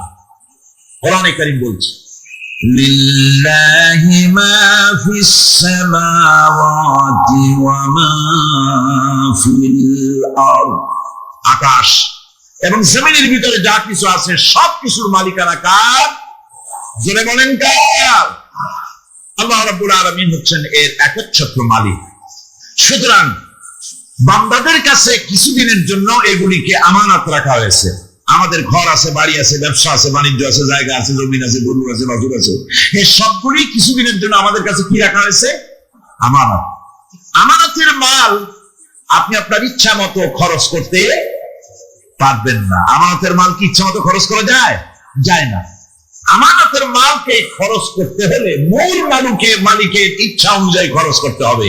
মূল মালিককে আল্লাহ রাব্বুল আলামিন বলছেন, ইন্নাল্লাহা ইশতারা মিনাল মুমিনিনা আনফুসাহুম ওয়া আমওয়ালাহুম বিআন্না লাহুমুল জান্নাহ। আমি আমার মুমিনের জান এবং মালকে খরিদ করে নিয়েছি, বিনিময় জান্নাত দিয়ে দিয়েছি। তোমার কাছে যে জান আছে, মাল আছে, এটা তোমার নয়, এটা আমার আমানত তোমার কাছে। সুতরাং এই আমানত খরচ করতে হবে মূল মালিকের ইচ্ছা অনুযায়ী। সমাজের এক শ্রেণীর লোক প্রচুর বিত্তের মালিক হবে, সমাজের এক শ্রেণীর লোক প্রচুর বিত্ত এবং সম্পদের মালিক হয়ে ভোগ বিলাসের আনন্দের স্রোতে ভেসে যেতে থাকবে, নিজেকে ভাসিয়ে দেবে। আর এক শ্রেণীর লোক অনাহারে অর্ধাহারে কষ্ট করবে। এ বিধান ইসলামের নয়। কেউ থাকবে 10 তলায় আর কেউ থাকবে গাছতলায়, কেউ খাবে পোলাও কোরমা বিরিয়ানি আর কারো কিসমতে মরিচ পোলাও হবে না। এই বিধান আল্লাহর নয়।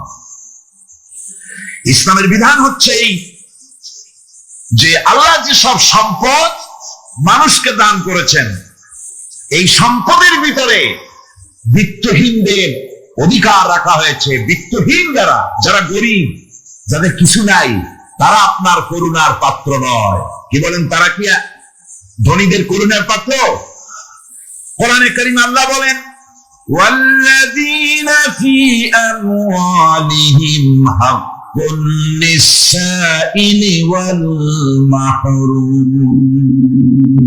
ধনীদের সম্পদের ভেতরে গরিবদের, বিত্তহীনদের অধিকার রয়েছে।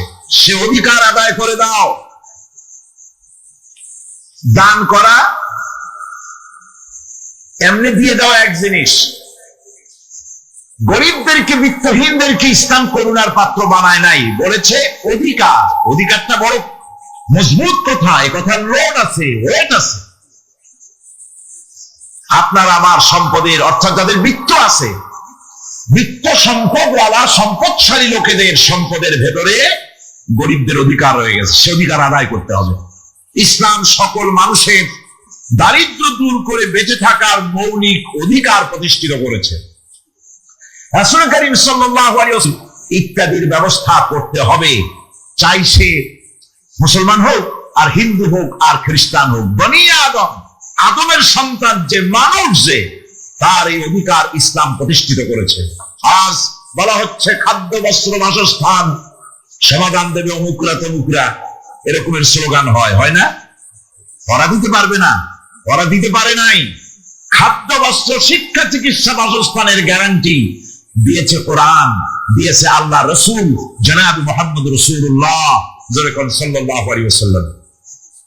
ইসলাম অর্থনৈতিক নিরাপত্তার জন্য যে সব পন্থা অবলম্বন করেছে, সেটা হচ্ছে যে সমাজের কর্মক্ষম সকল ব্যক্তি রুজির জন্য পরিশ্রম করবে, কেউ বসে থাকতে পারবে না। এটা হচ্ছে ইসলামের নিয়ম, কেউ বসে থাকতে পারবে না।